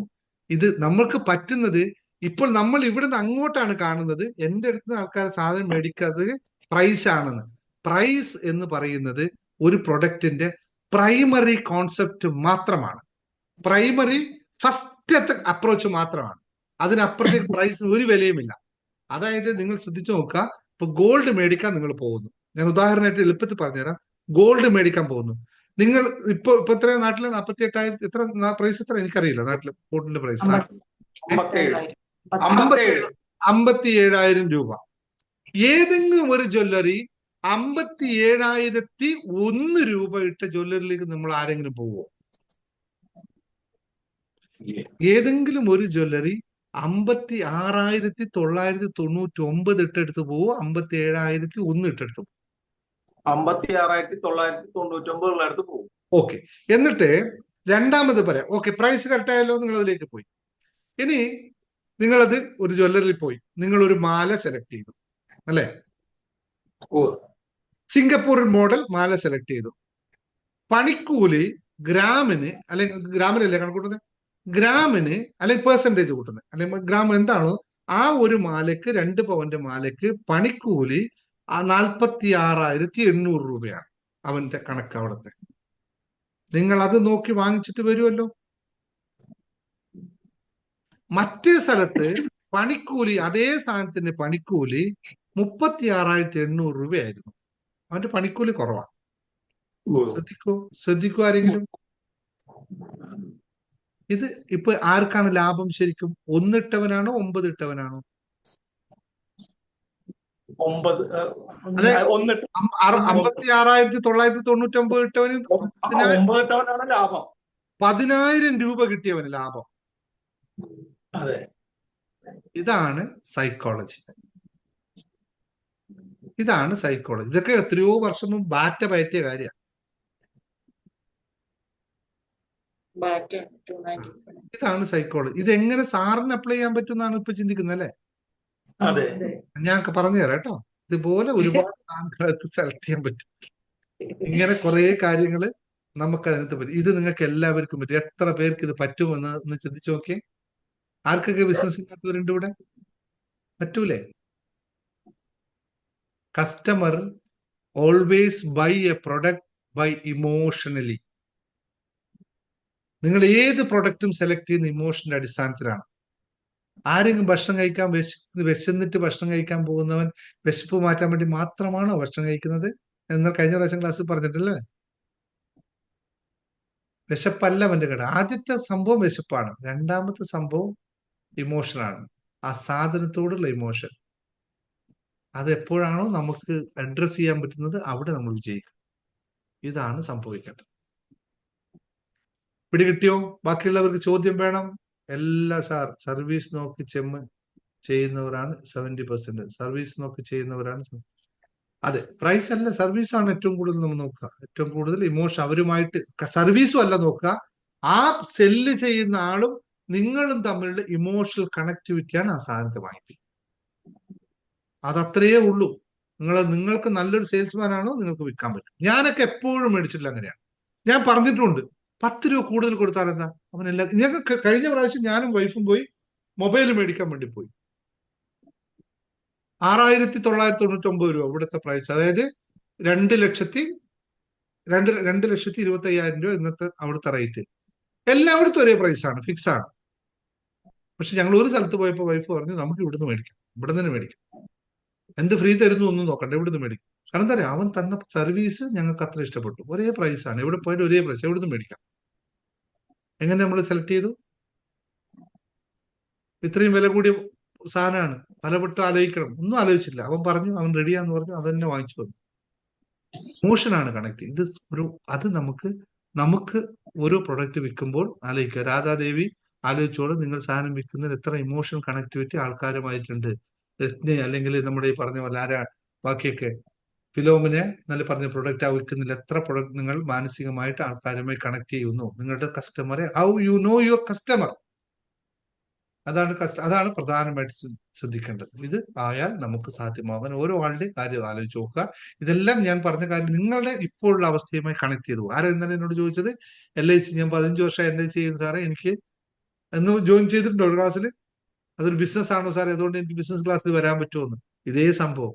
നിങ്ങളുടെ കസ്റ്റമർ എത്രത്തോളം മനസ്സിലാക്കുന്നു, എത്ര അറിയുന്നു, അപ്പോൾ നിങ്ങൾക്ക് പുതിയ പുതിയ പ്രൊഡക്റ്റ് അവർക്ക് കൊടുക്കാൻ പറ്റും. അപ്പോൾ ഇന്ന് പോട്ടെ, ഇന്ന് കുറച്ചു നേരം നിന്ന് കഴിഞ്ഞാൽ എന്റെ അല്ലെ കുറെ നേരമായില്ലേ? ശരി, പോരാ? ഡൗട്ട് ഉണ്ടോ? ഇനി വേറെ ഡൗട്ട്? നിങ്ങൾക്ക് ഡൗട്ട് ചോദിക്കണേ. അടുത്ത ക്ലാസ്സിൽ എന്റെ ഡൗട്ട് ഒന്ന് ക്ലിയർ ചെയ്യും. എന്റെ വീഡിയോ ഓൺ ആക്കി കഴിഞ്ഞു കഴിഞ്ഞാൽ എനിക്ക് കേൾക്കാൻ പറ്റത്തില്ല സാറിന്. അതാണോ ഡൗട്ട്? രഞ്ജു. അല്ല അല്ല സാർ, ഇപ്പൊ എന്റെ കാര്യം സാറിന് അറിയാലോ, എന്റെ ടൈലറിങ് ഷോപ്പാണ്, അപ്പൊ ബുട്ടീക്കാണ്. അപ്പൊ അതിൽ വെച്ച് ഇപ്പൊ കുറെ കസ്റ്റമർ പറയുന്ന കംപ്ലൈന്റ് എന്ന് പറഞ്ഞാൽ റേറ്റ് കൂടുതലാണെന്ന്. ഇപ്പം ഞാൻ ഒരു റേറ്റ് ഇട്ടേക്കുന്നതെന്ന് പറഞ്ഞു കഴിഞ്ഞാൽ നമ്മുടെ ഈ ലൊക്കാലിറ്റിയിലുള്ള ബുട്ടീക്കുകാർ എത്ര രൂപയാണോ റേറ്റ് ഇടുന്നത്, അപ്പൊ അതിനോടൊക്കെ അനുബന്ധിച്ചിട്ടുള്ള ഏകദേശം ഒരു 19 രൂപയൊക്കെ കുറച്ചിട്ടായിരിക്കും ഞാൻ എന്റെ റേറ്റ് ഇടുന്നത്. അപ്പം പക്ഷെ എപ്പോഴും കസ്റ്റമർ പറയുന്നത് എന്റെ വർക്ക് എല്ലാവർക്കും ഭയങ്കര ഇഷ്ടമാണ്, നല്ല വർക്കാണ്, ക്വാളിറ്റി ഉണ്ട്, എല്ലാം നല്ല രീതിയിൽ പോകുന്നുണ്ട്, പക്ഷെ റേറ്റിന്റെ കാര്യം മാത്രമാണ് ആൾക്കാർ പറയുന്നത്. പക്ഷെ ഞാൻ അത് വെച്ചിട്ട് ഞാൻ പല ബുട്ടീക്കുകളിലും വീണ്ടും ഞാൻ കയറി ഇറങ്ങി ഓരോരുത്തരുടെ റേറ്റ് അന്വേഷിച്ചു കഴിഞ്ഞപ്പോ ഞാൻ കൊടുക്കുന്ന റേറ്റിനെക്കാട്ടിലും കൂടുതൽ റേറ്റ് അവർ ഓരോന്നിനും മനസ്സിലായി. ഇട്ടിട്ടുള്ളത്. അപ്പൊ ചോദ്യം ഞാൻ ചോദ്യം അന്നേരം എങ്ങനെ മനസ്സിലായി. ചോദ്യം മനസ്സിലായി. ഉത്തരം ചോദ്യം മനസ്സിലായി. ഞാൻ ഒരു കാര്യം ചോദിച്ചോട്ടെ, ഈ കസ്റ്റമർ എന്ത് പറയാനാണ് രഞ്ജു ആഗ്രഹിക്കുന്നത്? നിങ്ങളുടെ സാധനം വളരെ വില കുറവാന്ന് പറയാനാണോ? അല്ല, പിന്നെ എന്റെ പ്രൊഡക്റ്റിന് ക്വാളിറ്റി ഉണ്ടായിരിക്കണം. ആ ക്വാളിറ്റി എനിക്ക് customer as A customer first പറയുന്ന പ്രൈസ് ആണല്ലോ നമ്മൾ എപ്പോഴും ചർച്ച ചെയ്യുന്ന വിഷയം. അതെ അതെ ഫസ്റ്റ് പറയുന്ന അപ്പൊ ആ കസ്റ്റമർ അതെ ആണല്ലോ, പ്രൈസ് ആണല്ലോ ഫസ്റ്റ് നമ്മൾ പറയേണ്ടത് ആണല്ലോ, പിന്നെ അല്ലേ ബാക്കിയല്ല. അപ്പൊ ആ കസ്റ്റമർ യഥാർത്ഥത്തിൽ നിങ്ങളോട് എന്താണ് പറയേണ്ടത്, നിങ്ങൾ ആഗ്രഹിക്കുന്നത്? രഞ്ജുവിന്റെ പ്രൊഡക്റ്റ് വില കുറച്ചു കൊടുക്കും. അല്ല, രണ്ടാമത്തെ കൊടുക്കൽ രണ്ടാമത്തെ അല്ലേ. കസ്റ്റമർ നിങ്ങളെ പറ്റി പറയേണ്ടത് രഞ്ജുവിന്റെ സ്ഥാപനത്തിലെ പ്രൈസ് വളരെ കുറവാന്നാ പറയേണ്ടത്, അല്ല വളരെ ചീപ്പാണോ പറയേണ്ടത്? അല്ല, അല്ലല്ലോ. അപ്പൊ അത് യഥാർത്ഥത്തിൽ അതല്ലല്ലോ പറയേണ്ടത്. അപ്പൊ അവർ പറയുന്നത് എന്താണ്? അവർ പറയുന്ന യഥാർത്ഥത്തിൽ നിന്റെ കൂടുതൽ നിന്റെ സാധനത്തിൽ നല്ല ക്വാളിറ്റി നല്ല പ്രൈസുമാണ്, ഇതല്ലേ അവർ പറയുന്നത്. അതാണ് യഥാർത്ഥത്തിൽ ഇപ്പൊ നേരത്തെ പറഞ്ഞ കഷ്ടപ്പെട്ടാലും എന്ന് പറയുന്ന പോലെ അങ്ങനെ തന്നെ കസ്റ്റമർ, അതേപോലെ നേരത്തെ പോലെ കേട്ടില്ലേ നമ്മൾ മറ്റേ ക്ലാസ്സിൽ പറഞ്ഞില്ലേ, കഷ്ടപ്പെട്ടാലും ഞാനത് ചെയ്യുന്നു, അത് യഥാർത്ഥത്തിൽ ഞാൻ അധ്വാനിച്ച് ചെയ്യുമെന്ന് പറയുന്ന വാക്കിനെ കഷ്ടപ്പെട്ടെന്ന് ഉപയോഗിക്കുന്ന പോലെ കസ്റ്റമർ യഥാർത്ഥത്തിൽ പറയുന്നത് നിന്റെ സാധനമൊക്കെ നല്ല സാധനം തന്നെയാണ്, അതുകൊണ്ട് നിന്റെ പ്രൈസും കൂടുതലാണെന്ന് അയാൾ പറയുന്നത്. പക്ഷെ നമ്മളിത് എടുക്കുന്നത് മറ്റു രൂപത്തിലാണ്. നോക്കൂ, ഒരു കാര്യം, മറ്റൊരു സൈഡ് പറയാം. സി, നിങ്ങൾ ആലോചിച്ച് നോക്കുക, ഞാൻ നേരത്തെ പറഞ്ഞ പോലെ നിങ്ങൾ ഏറ്റവും വില കുറച്ച സാധനം വാങ്ങിക്കുവോ, ഏറ്റവും ക്വാളിറ്റി വില കൂടിയാലും ക്വാളിറ്റി നോക്കി വാങ്ങിക്കുവോ? ഡ്രസ്സ് മേടിക്കും ക്വാളിറ്റി നോക്കും. ക്വാളിറ്റി നോക്കുമല്ലോ. ക്വാളിറ്റി മീൻസ് എന്താണ്? ഈ ക്വാളിറ്റി എങ്ങനെയാണ് ഡിഫൈൻ ചെയ്യുന്നത്? തുണിയുടെ ക്വാളിറ്റി ആദ്യം നോക്കും, ഫാബ്രിക്കിന്റെ ക്വാളിറ്റി. ക്വാളിറ്റിയുടെ മാനദണ്ഡം എന്താണ്? ക്വാളിറ്റി തീരുമാനിക്കുന്നത് എന്തിലാണ്? പ്രൈസിൽ. പിന്നെ പ്രൈസ് തന്നാലല്ലേ ക്വാളിറ്റി കിട്ടൂ. It's both are same. നിങ്ങൾക്ക് ക്വാളിറ്റി വേണമെങ്കിൽ പ്രൈസ് ഉണ്ടാവും, ക്വാളിറ്റി ഇല്ലെങ്കിൽ പ്രൈസ് ഉണ്ടാവില്ല. ഇത് എല്ലാവർക്കും അറിയാം. ഇതാർക്കും അറിയാത്ത സത്യം? ഇവിടെ അറിയാത്ത ആൾക്കാർ ആരാത്? എല്ലാവർക്കും അറിയാം, കസ്റ്റമർക്കും അറിയാം, നമുക്കും അറിയാം. പക്ഷെ നമ്മൾ ഇതിനെ പിടിച്ചു വെച്ചിരിക്കുന്നു. അയ്യോ ഇങ്ങനെയാണോ ഇങ്ങനെയാണോ? ഇങ്ങനെയല്ല, അങ്ങനെ സംഭവമില്ല. ഞാൻ ചോദിച്ചോട്ടെ, ഏതെങ്കിലും ഒരാൾ പറയോ ഏറ്റവും ലോ പ്രൈസിന്റെ സാധനമാണ് ഞാൻ മേടിക്കുന്നത് പറയോ? ഇല്ല, ആരും പറയില്ല. അപ്പൊ അതിന്റെ അർത്ഥം എന്താണ്? അയാൾക്ക് ആക്ച്വലി പൈസ കൊടുക്കാൻ അയാൾ തയ്യാറാണ്, അയാൾക്ക് എന്തെങ്കിലും പറയണമെന്ന് വെച്ച് പറയുന്നു എന്നാണ്. അതുകൊണ്ടല്ലേ, എന്തുകൊണ്ടാണ് ഇപ്പൊ എന്തുകൊണ്ടാണ് നമ്മൾ ഇത്തരം സ്ഥാപനങ്ങൾ ഫെയിലിയർ ആവുകയും ലുലു പോലുള്ള അല്ലെങ്കിൽ വലിയ മറ്റ് സ്ഥാപനങ്ങൾ ഒട്ടിച്ച പ്രൈസിന് തന്നെ സാധനം മേടിച്ചു വരികയും ചെയ്യുന്ന ആൾക്കാര്? ബ്രാൻഡ് ആയതുകൊണ്ട്. ഒന്നും ആയിട്ടില്ല, അവിടെ ബ്രാൻഡും ഇല്ല, ഒന്നുമില്ല. അവിടെ വേറെ വഴിയില്ല, ഓപ്ഷൻ ഇല്ല അവർക്ക്. പ്രൈസ് ഇട്ട് കഴിഞ്ഞാൽ അത് മേടിക്കാൻ വരിക, ഓപ്ഷൻസ് ഇല്ല അവരുടെ കയ്യിൽ. അവിടെ എവിടെ ബ്രാൻഡ് ആയിട്ടുള്ളത്? ഇപ്പൊ സോഡിയാക്കിൽ പോയി കഴിഞ്ഞാൽ സോഡിയസിനുള്ള സാധനം അവരെ ബ്രാൻഡാണോ? എല്ലാം പല പല ലോക്കൽ സാധനങ്ങൾ അവിടെ കൊണ്ടുവച്ചിട്ടുണ്ട്, അവർ ബ്രാൻഡ് പ്രൈസ് ഇട്ടിട്ടുണ്ട്, നമ്മൾ പോയി മേടിച്ചു വരും അല്ലേ? പക്ഷെ ജുഡിയോ എന്നുള്ളതിന്റെ ആ ലേബൽ അവിടെ ഉണ്ടല്ലോ, അപ്പൊ അത് വെച്ച് അതിനുള്ള വിശ്വാസത്തിന്റെ പേരിലാണ്. സ്റ്റുഡിയോ എന്നുള്ള ലേബൽ വിശ്വാസത്തിന്റെ പുറത്താണ് ആൾക്കാർ വാങ്ങിക്കുന്നത്. എത്ര പേർക്ക് അവിടെ പോകുന്ന ആൾക്ക് സ്റ്റുഡിയോന്റെ ലേബൽ അറിയാം, ബ്രാൻഡ് അറിയാം? എത്ര പേർക്ക് അറിയാം? 90% ആൾക്കാർക്ക് അറിയില്ല. അവര് അവിടെ ഒരു ഷോപ്പ് കണ്ടു, നല്ല അവിടെ എല്ലാം അവൈലബിൾ ആണ്, അവിടെ പോയി മേടിക്കും, അത്രേ ഉള്ളൂ. സ്റ്റുഡിയോ 10 രൂപയുടെ പരസ്യം അവർ പുറത്തു കൊടുത്തിട്ടില്ല. എത്ര പേർക്കറിയാം സാധാരണക്കാരന്? ഇല്ലല്ലോ. അത് അവിടെ സെലക്ഷൻസ് ഉണ്ട്, അവൈലബിൾ ഉണ്ട്, എടുക്കാൻ പറ്റും, അവന് ഇഷ്ടപ്പെട്ട എടുക്കുക. നിങ്ങളെ കടയിലോ വന്നു കഴിഞ്ഞാൽ നിങ്ങൾ 25 ഭരിച്ചിട്ട് കൊടുക്കും, അതിൽ നിന്ന് അവൻ കുറെ കഴിയുമ്പോ അവനൊന്നും സെലക്ട് ചെയ്യാതെ പോകും. ഇതുകൊണ്ടാണ് സാധാരണ ചെറിയ സ്ഥാപനവും വലിയ സ്ഥാപനത്തിലും സ്ട്രഗിൾ ആവുന്നത്. കാരണം വലിയ സ്ഥാപനത്തിൽ സ്പേസ് കൂടുതലുണ്ട്, ഇഷ്ടം പോലെ സ്റ്റോക്ക് അവൈലബിലിറ്റി ആണ്, അതിലൊന്നും എടുത്തു പോകാം. നമ്മളിൽ 10 സാധനവും നമ്മളേ ഉള്ളൂ, അവന് 100 സാധനമുണ്ട്, 100-ൽ 1 സെലക്ട് ചെയ്യാം. അപ്പം കൂടുതൽ ഒബ്വിയസ്ലി ആയിട്ട് പൈസ കൂടുതൽ മേടിക്കും, കൊടുക്കും. ഇതിനകത്ത് ചെയ്യേണ്ടത് ഇത്രയേ ഉള്ളൂ. ഇതൊക്കെ സ്വാഭാവികമായ പ്രക്രിയയാണ്. ഇതിന് വിഷയം എന്ന് വെച്ചാൽ നിങ്ങൾ ചെയ്യേണ്ടത് പ്രൈസ്, നിങ്ങൾ പറയുന്ന പ്രൈസിൽ ഓപ്ഷൻസ് കൊടുക്കുക, കസ്റ്റമറെ ഫൈനലൈസേഷനിൽ വരെ എത്തുക. ഞാൻ കണ്ടിട്ടുണ്ട്, എന്റെ അടുത്ത് നടന്ന ഒരു കാര്യം പറയാം.